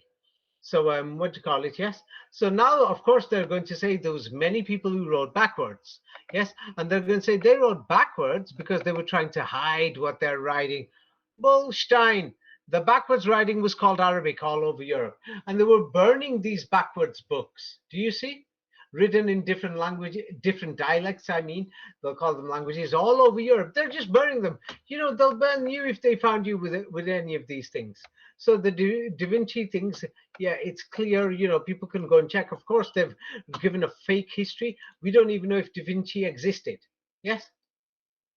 So the thing is like that. So now, what we can see, yes, um, what do you call it? Yes, that the thing is, so they had to write, what do you call it? Yes, um, from left to right. No, print left to right. I mean Arabic way. Gets confusing. So now the thing is, do you know what they're doing on purpose? I want you to read this. This is the biggest joke ever. So when you're going to history schools and everything, yeah, as long as you memorize it, you pass your doctorate, yeah, and just write the garbage. But they've made sure it's difficult for the average person to understand. So that's why I don't want to use difficult words. Start with the heading. Well, what's it called? What's this? How did the Greeks write? What's it called? It's called boustrophodon. What bastages are you talking about here, or bullshit? It's a style of Yeah, they've writing. invented it. in which they're going to alternate have lines of writing are the one reversed. they're going to call it Bostropheder and Bastages and reverse Bastages and and like this. But anyway, go and have a look. Ancient Greek. What have we found? Ancient Greek manuscripts disappeared for 1,000 years. Then they found them 1,000 years later. Of But course. what did they find in these manuscripts? Go and have a look. So this style of writing, you mean? Yeah, read. Yes. After So the title. yes. So it is a style of writing in which alternate lines of writing are reversed, with letters also The next written in paragraph. reverse mirror That one was style. difficult. That's why the next paragraph explains it better. Yes. The writing of alternate lines in opposite directions, one line from left to right and the next from right to left. Oh, that's great. Okay. So now let me just show you, Raphael. Yeah, and then you're going to think, oh my God. Yes. So Latin and Greek was originally written backwards. Yes. And then the thing is they made it easy, separated the letters so that you could do printing. So now the joke is, what do you call it? Yes, let me show you the joke. The thing is, first they're going to write, like A, B, C, D, E. Then they're going to write EDCBA. No, first they're going to write EBCDA, the Arabic, backwards. Then they're going to write it forwards on the line below. On every line. So you can see one line from left to right, then the next line is right to left. Do you see? These are the manuscripts they're giving us. They're saying they're thousands of years old, and they only found them in the 16th, 15th century Renaissance. What is that telling you? I will tell you what that's telling me now. We can't find ancient Greece or ancient Rome now, unless if people don't read these books, then they won't know. No ancient Greece existed. No ancient Rome existed. You've actually got to read these books. If you don't read it, then you won't find the mathematical Kabbalah code there, and you won't understand the Kabbalah code either. This book and ancient Egypt is not ancient, and the Matrix book. So the thing is, what I'm talking about is more deeply explained in these books. But now let me explain to you. So now the thing is, let's say if I'm writing, yes, let's say, what do you call it? Yes, I'm writing something and I'll tell you something. So now on the top line, I wrote forwards. How am I going to get it to write backwards on Microsoft Word? Damn. It's not Oh. gonna be so easy. I can't. I didn't have this prepared. I wish I did, because in fact, I'm going to do it because I know there's some dogs listening. I call them dogs because they put hateful comments on and they disturb others. And then, of course, the thing is, yeah, I said don't give any more free videos, because many people don't even write a thank you and they watch all these videos. After each video, they think that this information grew on trees, which they didn't even know, and they would have probably never known. Yes. Unless if I didn't speak about it. Yes, that actually I've given away too much information here. Yes, now I'm going to give you an example. So what we find, yes, that it's ready for printing. So now I've done this because I've had enough of these dogs and monkeys. I had to do this. Are they going to give me anything? Are they, balls? Yeah, they're not going to give me anything. They're not going to help poor people or anybody. So now what I'm going to do, I'm going to send you something where one line, it's written in Bostrofeden, by the way, in somebody's some stupid whatever, so that when you try and explain it, so that the next person will remember it. Simple. It was written in Arabic on one line, and then written in Latin below it. Have you got it? Arabic, then Latin, then Arabic, then Latin. Oh, I've not completed it properly. So yeah. So basically, it was like that. That's what they found. In simple words, I will tell you what I've realized. First, they were originally writing in Arabic. That's what we found in all the documents, all the writings. Then, for the printing, the finished product was forwards like today. So now the finished product, you can't read it because we're experts in reading Arabic. So now under every line, when we're going to prepare the new manuscripts or new fake history, we're inventing the stories. Don't forget, there was no ancient Greece, ancient Rome, ancient Persia, everything. We're inventing it. So now while they're writing the manuscripts, do you know what we've got to do? because I don't know what he's writing. He's got to write forwards too, because the next generation is learning forward, because now they're reading these books that we've just printed, and we want them to read books. By the way, we're not only printing them to sell them, we want people to read the books. So people have started reading forwards, and then we've got a new generation who reads backwards and forwards. You see? You But see? this would mean that in every line there would be new information, or they would put the same information forwards and backwards, or how would this work? It depends what you're doing. It depends who you're doing it for. Let's pretend I'm a printer. I'm in Frankfurt right now. I can only read backwards. So what you've done right now is that what you call it, yes? We've now 50 or 100 years later in many places where they open printing presses, we've decided to print backwards like Arabic. Now, when you print the Arabic, it's got too many round circles, so let's make it straight, and it becomes Hebrew. That's why I found in the Old Testament, I myself found this. That most of the words in the Old Testament are Arabic. I thought, what the hell's going on here? Arabic words? And then I found, oh, damn, Elijah ben Yehuda, he, what do you call it? Yes, took the meanings from the Arabic and wrote the first modern dictionary and everything. And many of the old translations, they're fake. And we don't even have Bibles before the 19th century, 18th century. It's only 200 years old. It's a lie. It's a lie. It's a lie. Yes? We've been through these other videos that we can't even find a Russian Bible. People didn't even have them until the 19th century. Do you see? Yes. So what they're doing is one line in what do you call it? As printers became bigger companies and everything. If I'm writing a manuscript now, let's pretend I've written Homer's Iliad. Yes. Or about Plato's Atlantis. I've just written it. Yes. It's fake history. Yeah, because the Quran speaks about Atlant Island or the people of Atlant. The Quran speaks about it. So I got to make make the Quran look bad and everything. It's my job. I got my boys here. There's 100 monks in this office. We're inventing the story. So you know what we do? We've got to send out a copy of this manuscript to the printing press. So we've got to write it neatly. We've got to write the letters properly and separately. We've got to write it backwards, so that then they could print it in modern English, French, and everything. Do you see? And we've got to write it forwards because now we've just invented Hebrew. Hebrew is going to replace the original Arabic. You see? Mm-hmm. Do you see now? Yes, because many of these things are from the printing press. Or you tell me, who the hell is going to write all these boring manuscripts and everything if you're not going to make money? Who the hell's Yeah, doing of it? Do you know course, how long of it course, takes? it has to be a huge business, of course, yes. Yeah, it's like I had all this time, boredom, the lockdowns. That's why I could write all these books. Last year, I only wrote, was it one book or two? Something like that. That's it. I didn't have the time. You see, don't have the time. And then again, I'm not going to lie, my secretary types a lot of the things out. The thing is, I read it out and then she types it out, and then what do you call it?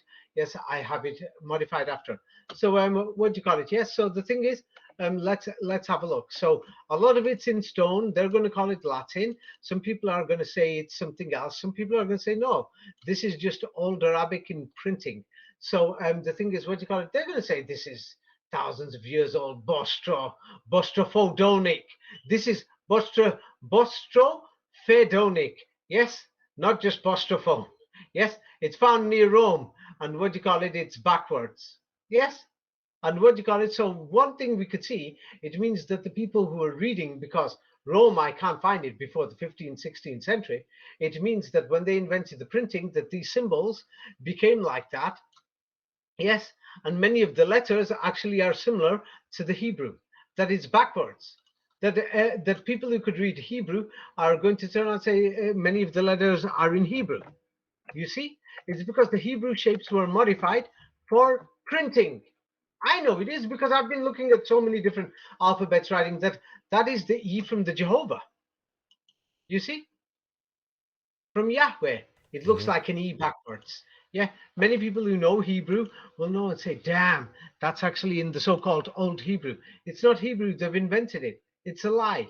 I didn't finish the Adonai thing, but the Adonai, in them days, they used to, the Vatican's boys used to be called the Don. So Adonai basically means, what do you call it? I always forget to finish that Adonai thing. Yes, it'll have to be next time. Yes, but can you see now? So even that inscription is what you call it something else. So now what we know is that I've been through this before. They've got to watch our other videos and read all my books. About the ancient world. So what do they tell us? They even tell us because they can't hide it. Yes, because many of these manuscripts are here. So now instead they're just going to say, ah, this is an ancient Roman manuscript. No, it's from the Renaissance. People wrote backwards the Latin. So read it yourself. What does it say? At the beginning of the Latin alphabet, there was no official writing sense. Romans wrote from left to right and continued right to left when arriving on the next line. Huh. What? So they were Do you writing know in how? this Do you know how hard style. it is? I challenge all these monkeys who are going to say we're going to challenge David. Okay, monkey brains. Okay, you damn evil people who are going to leave stupid comments even before they watch the full videos. Some of these people don't even watch full videos and they leave a comment.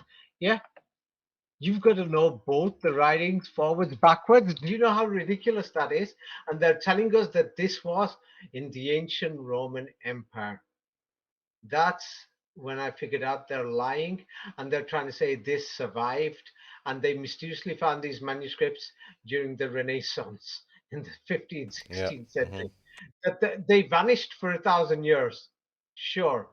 It was more like that what you call it, they were preparing the printing. That the next generation, the original generation, wrote from right to left, the Arabic. Then it was printed right to left. So that made the next generation educated to know both. You see? Yes? Right. So Yeah? there must have been a transitionary period when some people Yeah, were used yes. to Yes. reading The both, Renaissance. and then That's they what the learned the Renaissance forward was, way. the rebirth. Yes, when they invented everything, and so the thing is, yeah. So from the printing, I remember the old man. So at the printer. So I turned around and asked him, and when I asked him, and he turned around and said, yes, he's thought about it too. He came to the same conclusion that the Quran was something else. It's an oral book. Every single other book is just a scam and a lie. Because they even know how many books they printed at the press, how much of it was a lie. Yeah, and how much of the Right. history was a lie, modifications. He knows. So he was old and he was telling me, yeah, it was all just a lie. And the authorities used to come, regular in the 50s and 60s. You got to print this, print that. They printed it for the money. He told me. Yes, a lot of it was fake news for the newspapers. Everything. I'm not joking. A lot of it was fake news. They were printing it. Yeah. So the thing is, yeah, the main thing is that they're going to tell you it could be written. But the thing is, when you go back, the original it was originally reading from right to left. Then they were writing in both directions. Now we're writing forwards only. Can't you see? Yes. Have I just shown you the history? Originally, they're writing backwards Arabic. Then these people were mentally insane. They decided to write in one Like a line snake, in one yes. direction and then on the next line in the other direction. How dumb is that? Then they've just totally gone to now Europe has suddenly totally decided we're going to write forwards all the time. Have you seen it? They're lying in the history. It's not hard to see it. Can you see it now? It was Yes, yes. originally Arabic and they reversed it. And the transitional face time. Yes. Oh, some people are going to say he's not giving enough evidence. Don't worry, monkey brains, because it's not about me. Why don't you just get off your lazy ass and go and do some research? Yes, because there's more. I'm nowhere near finished. I'll send it to you with the full sentence because they can't hide this official history. The dating is the lie. Read it. Yes. Yes, so Old Latin could be written from right to left, as were Etruscan and early Greek, or So the old Slavic, Greek, and all these things. Etruscan looks like Slavic. Everyone's said yes. Was written in the same direction as Arabic. Yes, Arabic. Yes, go ahead. in the Bostrofedon, which we talked about earlier. Yeah, So forwards, backwards, forwards, backwards. While writing yeah. after the first century BC was almost always left to right. The reality is they've changed the dates, and the First thing century is, BC just means first century after the complete reset, Yes, the reset was in the 18th century, 19th century, 18th century, that something happened, that people are talking about these mud floods, empty cities. Yeah. And if you haven't read my book, Mud Flood, you won't understand that there's something strange going on. And the thing is, the reset, all these churches and millions of skulls and bones all over Europe. Yes, that they've piled up, that the Holy Church, or Dad's army, yes, was behind it. So basically, the original writing was right to left. Yes, and all the manuscripts were Arabic before then. Then they said they translated it. Yes, and they burnt the originals. Not only did they burn the originals, but read my book, Skulls and Bones, they burned you alive if you had a copy of anything that had right to left, or what we called Arabic. The Inquisitions, they did, and the Crusades. They invaded Czech Republic, Slovakia, Hungary, everywhere. They changed all the writing.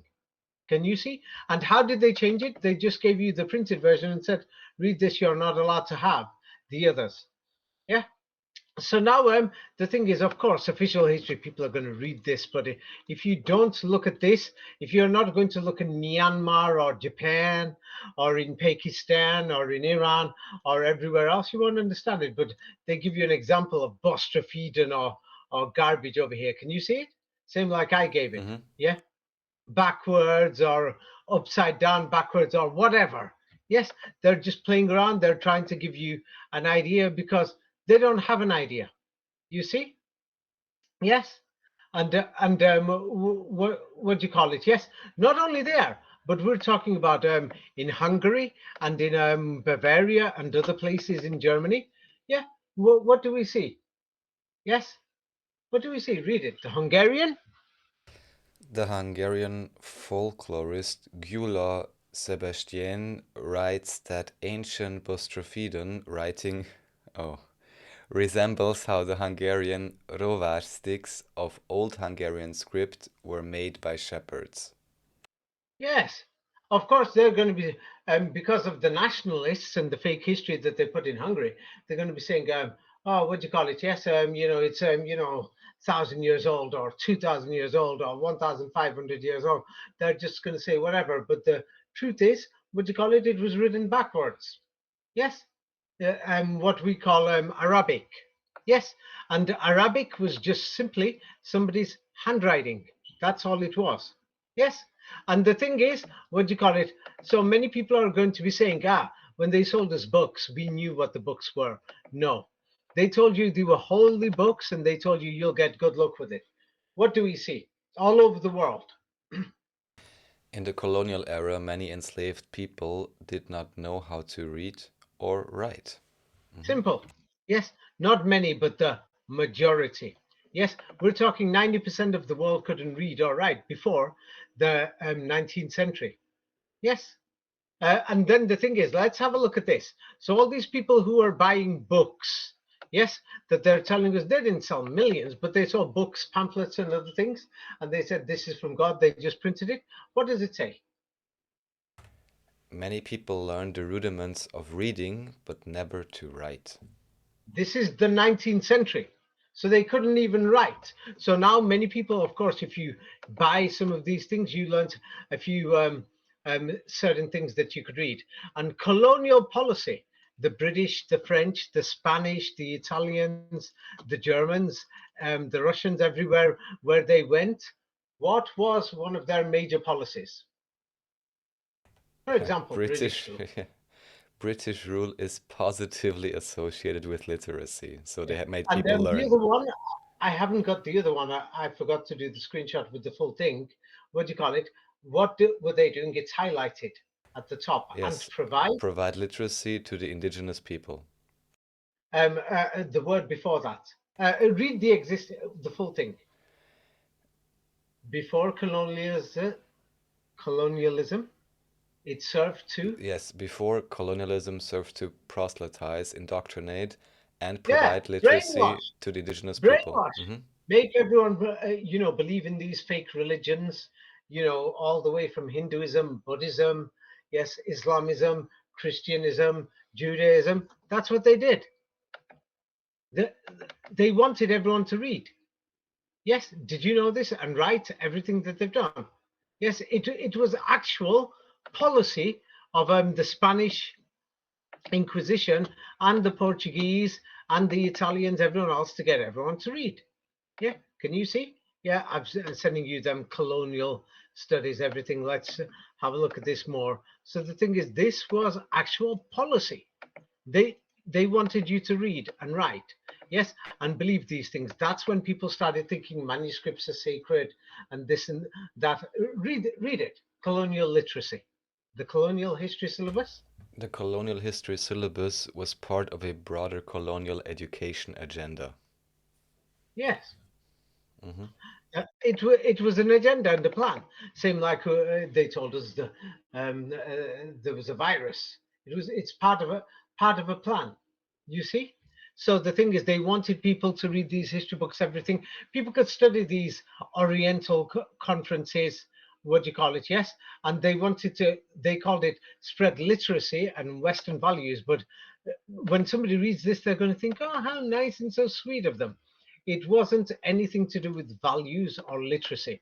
It was to brainwash people into Sanskrit, into Latin, into Greek, into all these new whatever's what they made. And what did they say their reason was? You could read it. Governments relied on these people, mission schools. What was their duty? Missions policy was to teach in English. No, no, no. The next Mission page. schools prospered Next as paragraph. colonial governments relied on them to spread literacy. Hmm.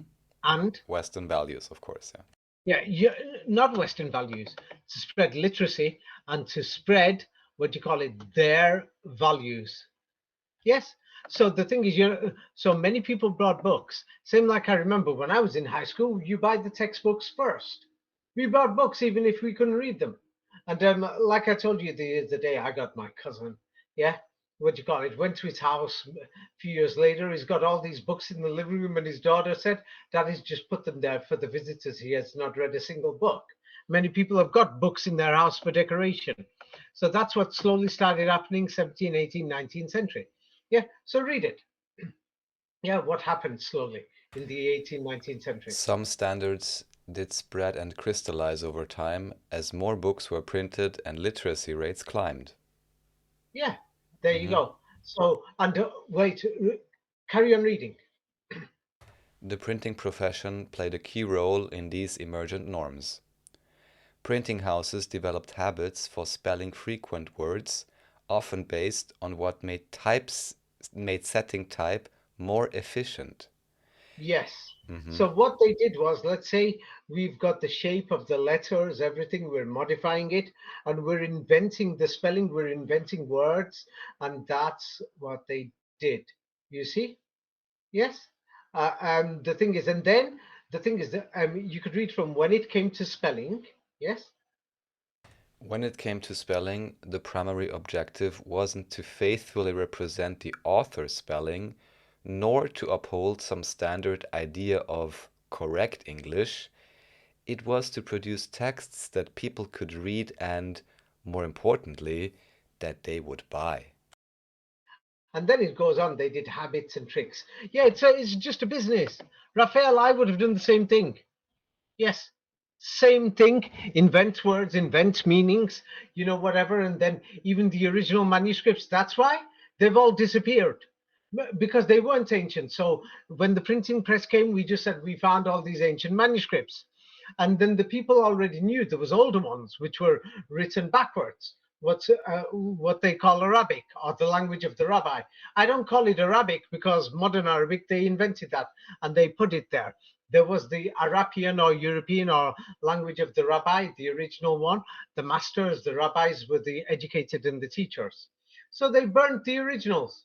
Yes, they burnt the originals, and then the people who were translating from the originals, they wrote the fake stories, everything, modified everything. Yes, and then the sciences, they turned it into the Kabbalah. That's why the world went backwards. That's why in Kabbalah now people think all these letters have meanings, letter shapes have meanings in different languages. People are going to show Russian, Slavic, Cyrillic, all the mathematical codes. It's because they were set up with using mathematical systems. You see, it's all invented. Do you see now? Yes, everything's invented. So, well, what do you call it? Yes. So how did they actually do the printing? So just to make this clear, there's so many places people can go read these for hours during the Reformation. Yes. So you had to put the letters. How did you start writing? As the type was set into form, it was aligned from right to left, starting at the lower right-hand corner. Yes. So you see, right to left. What is that telling you here now? It means that people were reading and writing backwards. Yes. Yeah. Yes. So what do you call it? Just to make it clear? Yes. Here. Yeah. I'm going to go through many of these things because these lazy bastards. Yes. Or people. So what do you call it? You could read from the middle. It was necessary to what? It was necessary to set backward letters in backward words, making backward lines, which then produced proper pages. When the completed form was placed in the galley of the press, inked and pressed to paper. There you go. Everybody was reading backwards. The originals were backwards. Now, now the strange thing is, all these originals have disappeared. They burnt them all. They're saying we can't find the original manuscripts. Right. And then, so what happens is after they've printed it now it's printed forwards for Greek and Latin, and it's printed backwards for Hebrew and modern Arabic. So the modern ones, they printed them, and then people buy them.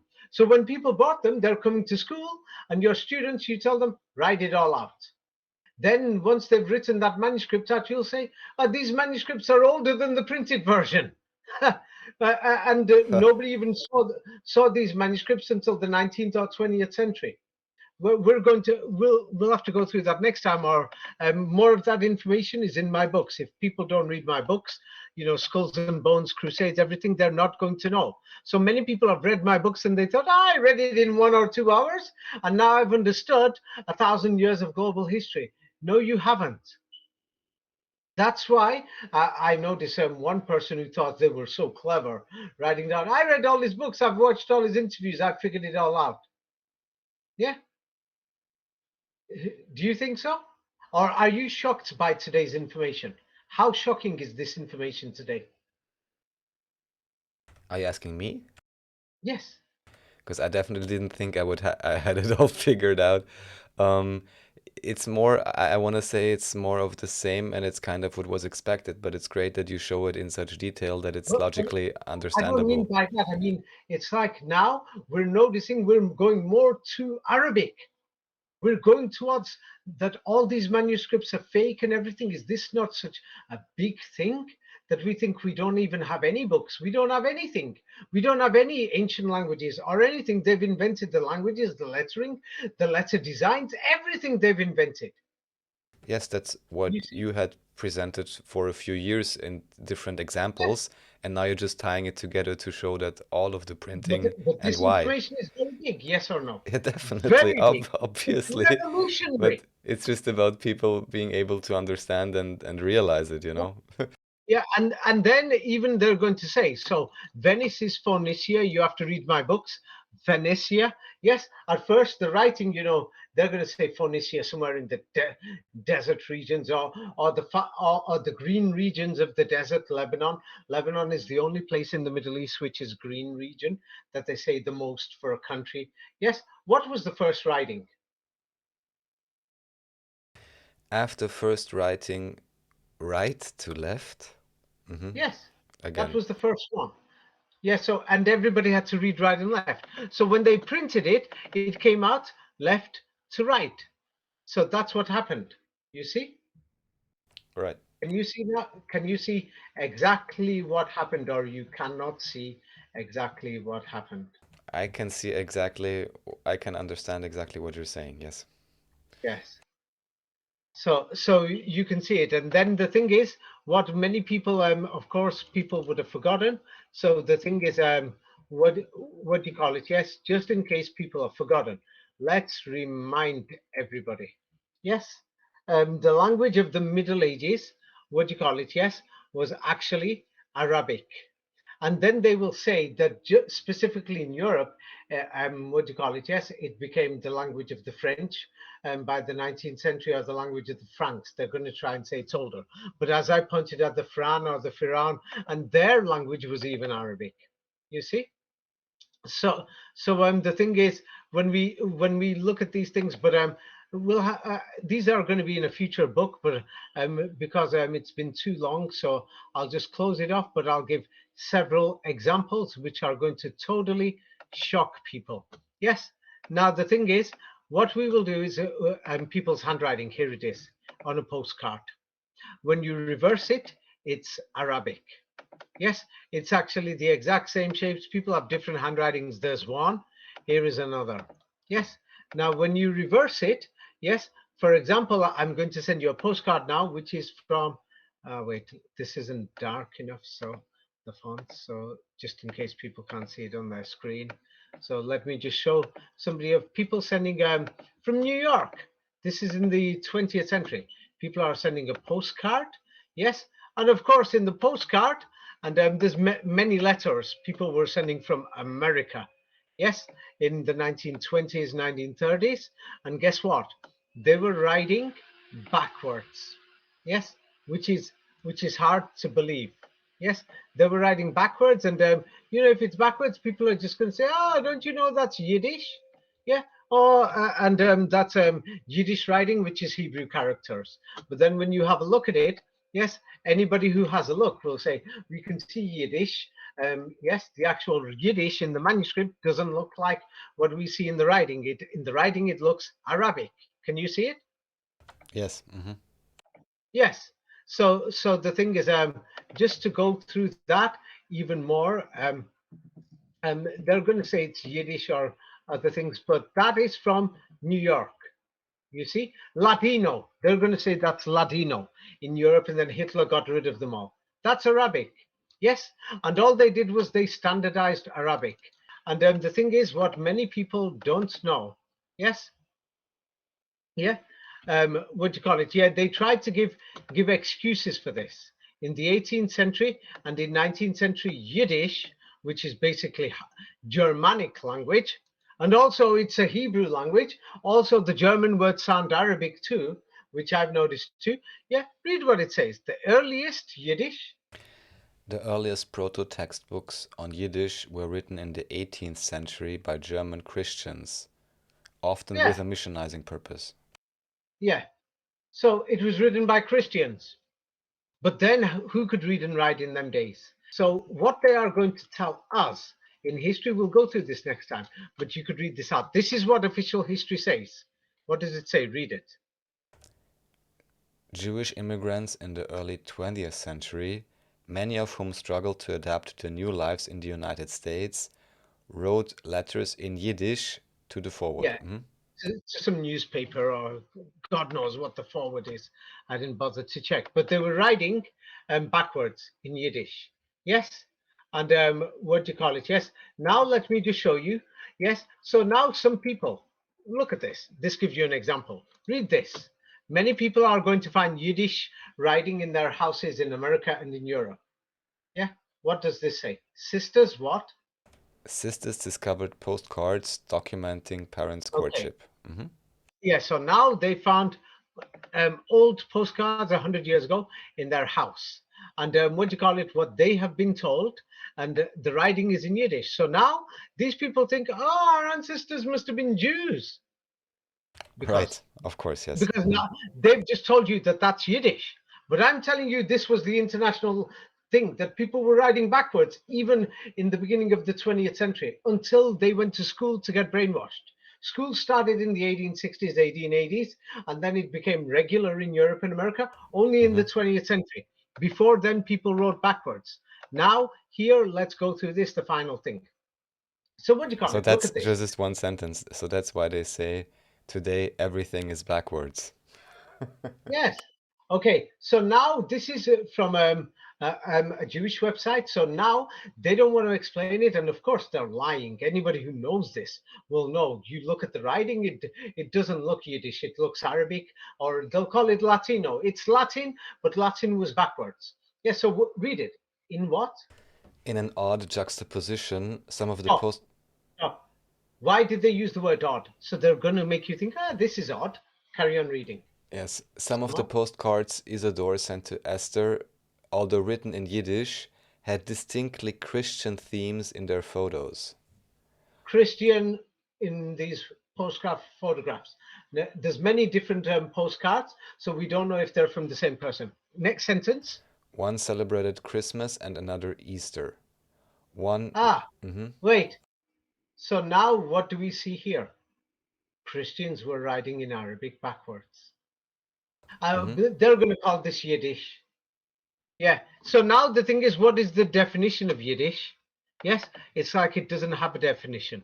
So now when we look at these postcards, we'll have to go through them some other time. So what we will see is that they changed the writing, that you have to write forwards, because the people who became the postman were trained in the official schools or colonial empire schools. The British Empire was, and the French were the biggest postmen.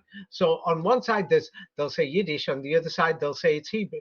It's Latin, the modern one. But now then you could compare it, and you could turn around and look at this and say, hey, this looks totally different. This can't be Yiddish. So then you'll notice that Arabic is just your handwriting, but people wrote backwards.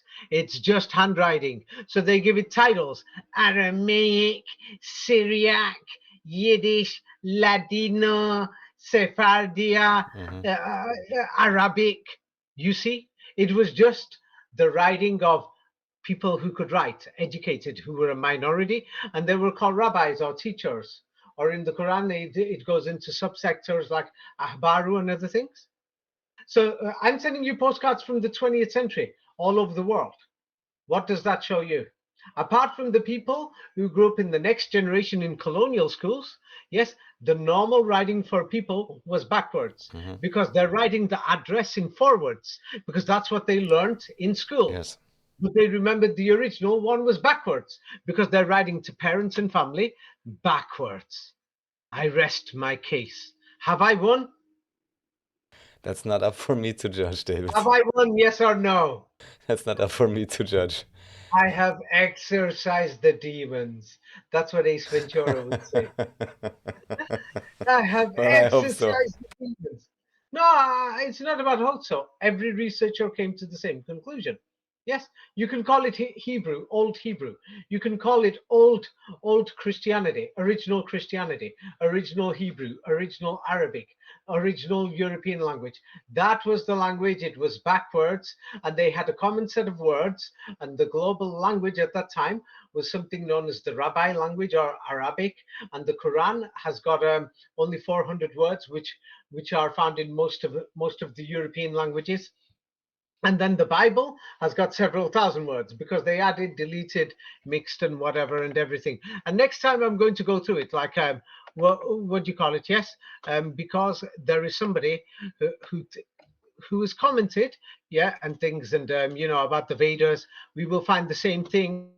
I will go through the palm leaves next time, but they've all got spacing ready for printing. Now, if somebody is going to be writing like this, each individual letter, it takes a lot longer. They're telling us these are the Rig Veda manuscripts, yes, and anybody who does business, yes, and then if you when you're not writing, doing an actual manuscript, and you're doing it for the purpose of printing, then you are going to be writing characters like that. Do you see what I'm getting at? Yes. Yes, yes, definitely. Yeah. Yeah. Whereas there are other things, the thing is, soon I'm going to go through it. I don't have time here, because I know there's a few Sanskrit people who are going to behave in strange ways. But the thing is, let me just show you here. Like, for example, here is Sinhalese manuscripts. Yes. So they said that these people had these. This is from where is this from? University of Manchester Library. They're going to say it's centuries old. So now the thing is, these are on palm leaves, but what many people don't know is what do you call it? And also, many people will turn around and say, "What about the runic writings? Everything?"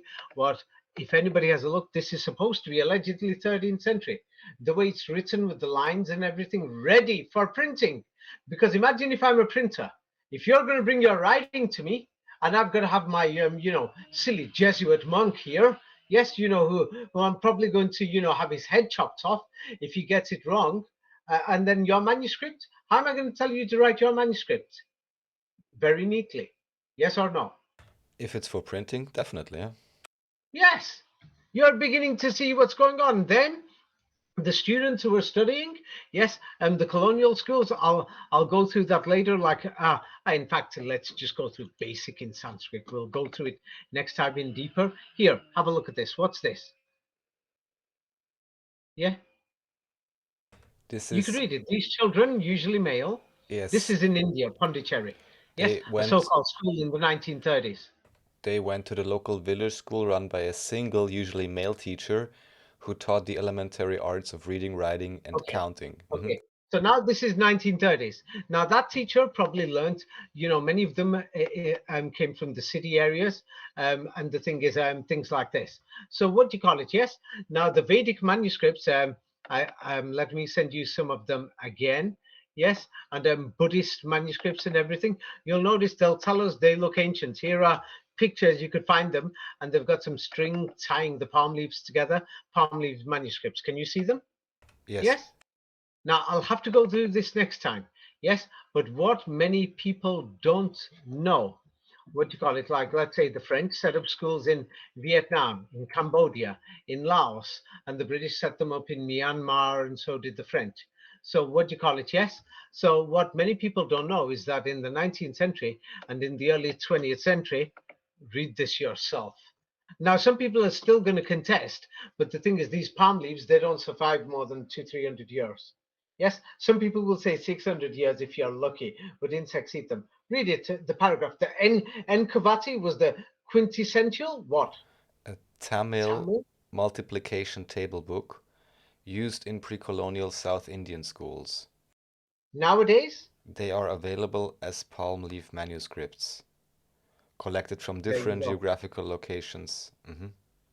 Yes. So they were used in pre-colonial because the first few schools were opened by the Spanish.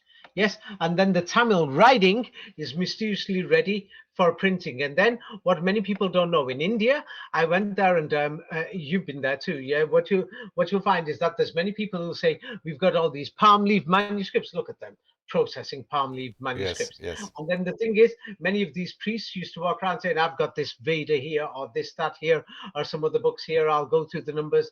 I'll predict your future, this, that, Right, everything. yes. It was a business. Yeah, same like the people who had the Bibles. It was a business. Same like the people who had the Zohars, the Kabbalahs, the other things. And the thing is, we'll have to go through them next time. But the thing is, there's a major fraud and a scam. Yes, and the thing is, they're going to tell us, wait, let's just to make this go through easier. Read this yourself. Making a Sri Lankan palm leaf manuscript was no easy matter. Typically, the leaves were cut from the tree, boiled and then smoothed out, dried, stacked, cut to size, polished, punched, and burnished before writing even began. It's almost like with the sheepskin. Yeah. So now the thing is, they're telling us they've got all these professional ancient manuscripts and everything. And just in case people don't know about these things. So as I said, we'll go to it next time. What did printing presses really normally do? It's like what do you call it? I told you I'll chop your head off. Presses fought with one another for survival. Yeah. Yeah, I'm telling you, I'm sending the knights out. What do you call it? Yes. What do you call it? The Knights of Malta, or God knows who. I'm just going to be paying them, or the Palestinas or the Philistines. They're coming. They're chopping your head off. You see. So, and the thing is, those are the things that really happened. And then the thing is, um, what do you call it? Yes, even the story of the paper and the medieval manuscript. Let's just go through this, and people believe anything. Yes, I would have believed it if I didn't see it with my own eyes. But yes, I found it. So how did they make these so-called manuscripts in Europe? Yes, and they're telling us this. Read this. Yes. Most medieval manuscripts were written on specially treated animal skins called parchment or vellum. Paper did not become common in Europe until Until official the printing timelines. press. Until the printing press, mysteriously, they found it. Yes. So now carry on Convenient. reading. The Yeah. pelts were first soaked in a lime solution to loosen the fur, which was then removed. Yeah, you mentioned this. Okay. Do you know what? Yes, 10 years ago. Yes, what do you call it? Animal skins, sheep skins, cow skins, or whatever they're going to tell us. Yes. Do you know what?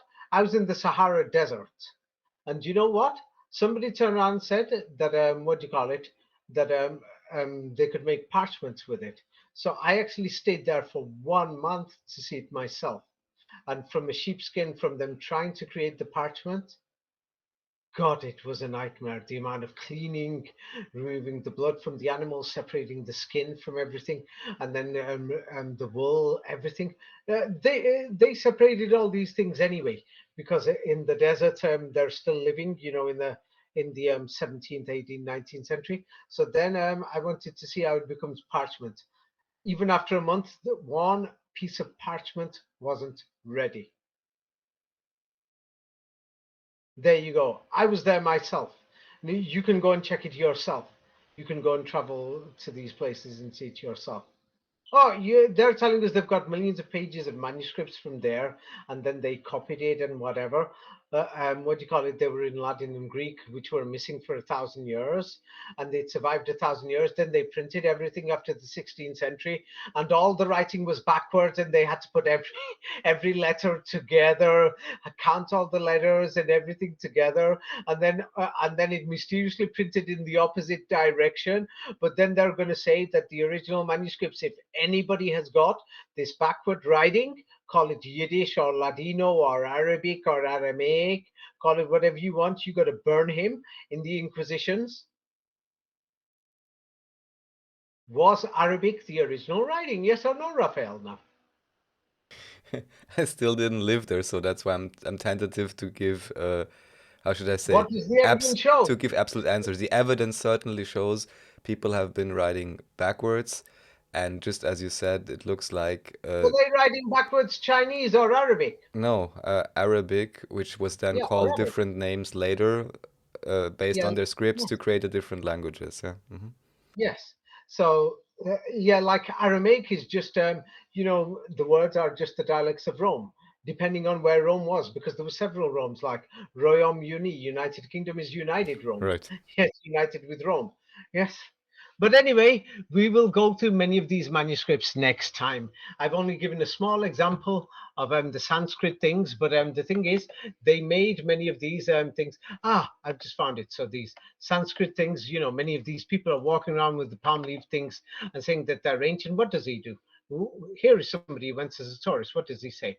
This guru, Yes, I know these places exist. So he there reads he reads and what. predicts your future by reading transcripts on palm leaf. Yeah. So they're just going to be saying it's ancient. It was a business. Yeah.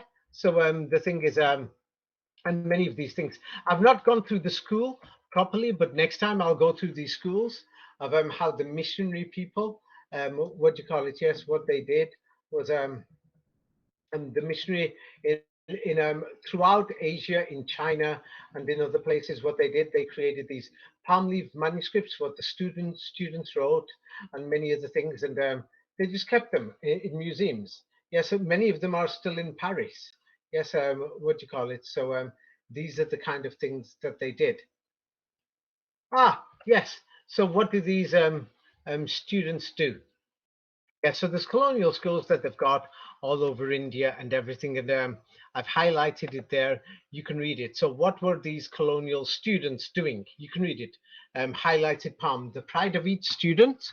And the pride of each student who would create his own manual on palm leaves would come after learning numeration and the tables.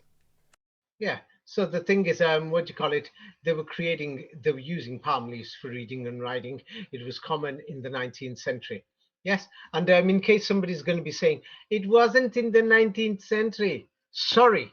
Yes. many of the so-called palm leaf Sanskrit, Tamil, Madrasi or Varanasi, or anywhere these manuscripts that they've got. Yes, this is the final point. Next time or some other time or in a future book, I'll write about it. Yes, so read this. In the South, Bishop Middleton started what? He started a school under the Bell model in 1819, followed by Fraderinus of the CMS in the schools of. Yeah, it just goes on and Mhm. on. But anyway, I'll complete it. Brought up in a scenario where within the same Tamil missionary institution, one had the Bell system in operation with Tamil schoolmasters. They taught these schoolmasters, then they sent them out. Yes, and what do you call it? You could read from where it starts. A different Tamil schoolmaster. They're working in colonial schools. What Yes, are they a doing? different Tamil schoolmaster would be teaching Tamil arithmetic of the Enkuvati mode using palm leaves. Palm leaves. Ah, wait, so they were writing on these palm leaf manuscripts. So they saved these. The colonials saved all of these. And now you could read, but the missionary strategy evolved. Yes. But the missionary strategy evolved out of this experience, which clearly stuck to native ciphering in its Tamil schools, with Tamil schoolmasters till they were ready for their European arithmetic. Okay. So now the thing is, why they've written this in history, they're trying to say Tamil language was ancient. But if you have a look at many of these students and everybody, they couldn't read or write Tamil in the first place. It's another invented language, same like the rest of them. Yes, and then that's where the scam comes in. They called it European arithmetic. The truth is, yes, and now they're going to say, many of them will say it's Arabic arithmetic, or they're going to say Hindu Arabic numerals. When you go through all these schools, colonial schools, they didn't know this Arabian or European numeral system. The Arabic is actually Europic. You see, Hmm. the numbers are from Europe. That's why many people have said they went to Egypt and Saudi Arabia and they're not using these numbers. Hmm. Many people have said this, yes or no? I didn't know that. I just know that this is officially the only thing left in Europe that's Arabic, or that's Ah, imported. okay. It's When officially we go now, to the whatever. Middle East, let me just show you. Saudi numerals. You're going to think, what? Saudi numerals. So learning this is you're going to think, what? Is this what the Middle East uses? I thought they were using Arabic numerals. Have a look here. Huh. Do you see? That looks different, yeah. Yes, Hmm. totally different. It's like most people don't think. When I went there, I thought, oh my God, this is not the thing. So I immediately thought this is a lie. This history is a lie. Yeah, they don't even know these Arabic numerals. They didn't even know this Arabic writing or books. Remember, we went through this history before. They couldn't even read or write Arabic. Yes, they don't even speak Arabic today. Ha! They learn it in school, in Saudi Arabia, in Kuwait, in Syria, in Yemen, in Egypt. They're learning Arabic in school. You see? Arabic came from Europe and America. It came from the West, from Europe. It was originally in Europe. These great Arab mathematicians of the Middle Ages were Arabians or Europeans or Rabians or rabbis, masters. You see? Now they've made sure that the Jewish people hate the Arabians, so they won't admit that a rabbi was an Arabite, that it's their history too. It's global history. Hmm. You see? Yes. So I rest my case. Yeah, everything shows it. Okay, you're trying to tell me that Arabic came from the Middle East? I can't even find the numbers. Yeah. What is this telling you now, Raphael? Well, just more evidence for what you've been saying. So, yeah. Yes. I, Okay, Raphael, let's leave it at that. Yes? Any questions? no, I think you made a very clear case, and I ask everyone, as it apparently also says in the Quran, bring their evidence if they think it's a different story. Um, Yes. Now And I'm the thing is, curious yes, to see how you this will pan out. when I think of poor people and everything, yeah, of course, I'm human. I'm not going to pretend I'm some perfect person. So I get angry. I look down on evil, selfish people. Now, many people are not evil and selfish, but then there are other people who don't realize that they're spending too much and not giving much to charity, and they're doing things. Yeah, I'm sorry. Yes, I do believe, yeah, you could protest for Gaza, but buying all these flags, some companies are making. Oh, by the way, an Israeli company, by the way, is making Gaza flags, by the way. I'm sure this Israeli gentleman, who's supposed to be a Jewish right-wing nationalist, yeah, I'm sure he's very happy with people buying the flags. Don't you, Raphael? Sounds typical. Yeah, both sides, make money out of it. So I'm just saying, if you want to do something, yes, don't forget the Vietnam protests. What did they achieve? Has anybody been to Vietnam? Many of these protesters, did they even think of going there after the war, going helping people? Even today, it's in widespread poverty. So, what was the purpose of stopping the bombing so that the people could carry on living like animals? Yeah, it just doesn't work like that. Yes, because okay, yeah, let's say the Gaza war is over, ceasefire is over, and then everyone goes back to eating normal. Why did you people protest for? So that the war is over and so that there'll be like no water, no electric, no nothing, and say, oh, let somebody else sort it out. You see, it's because it's our world. We're all part of this world. We've got to care. I'm not here for religion. I'm not here to think that, oh, you became a better person yourself.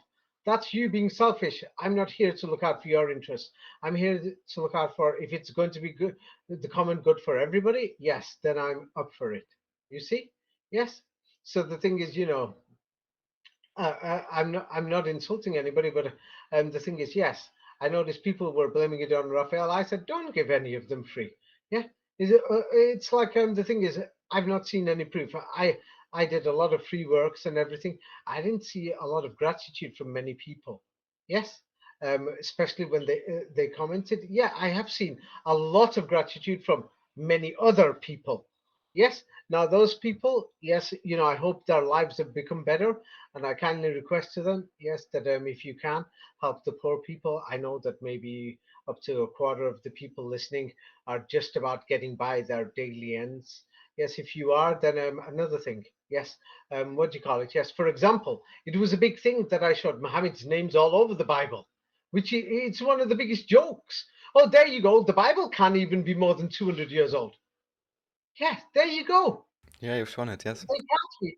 All these things. Let me just show. It was only in 1880 because we've finished now. I don't. We'll have to go through this next time. The biggest joke that we can find is that because that man was in printing, so he knew many of the printers. He said yes that these machines came out after the invented in 1880 around then.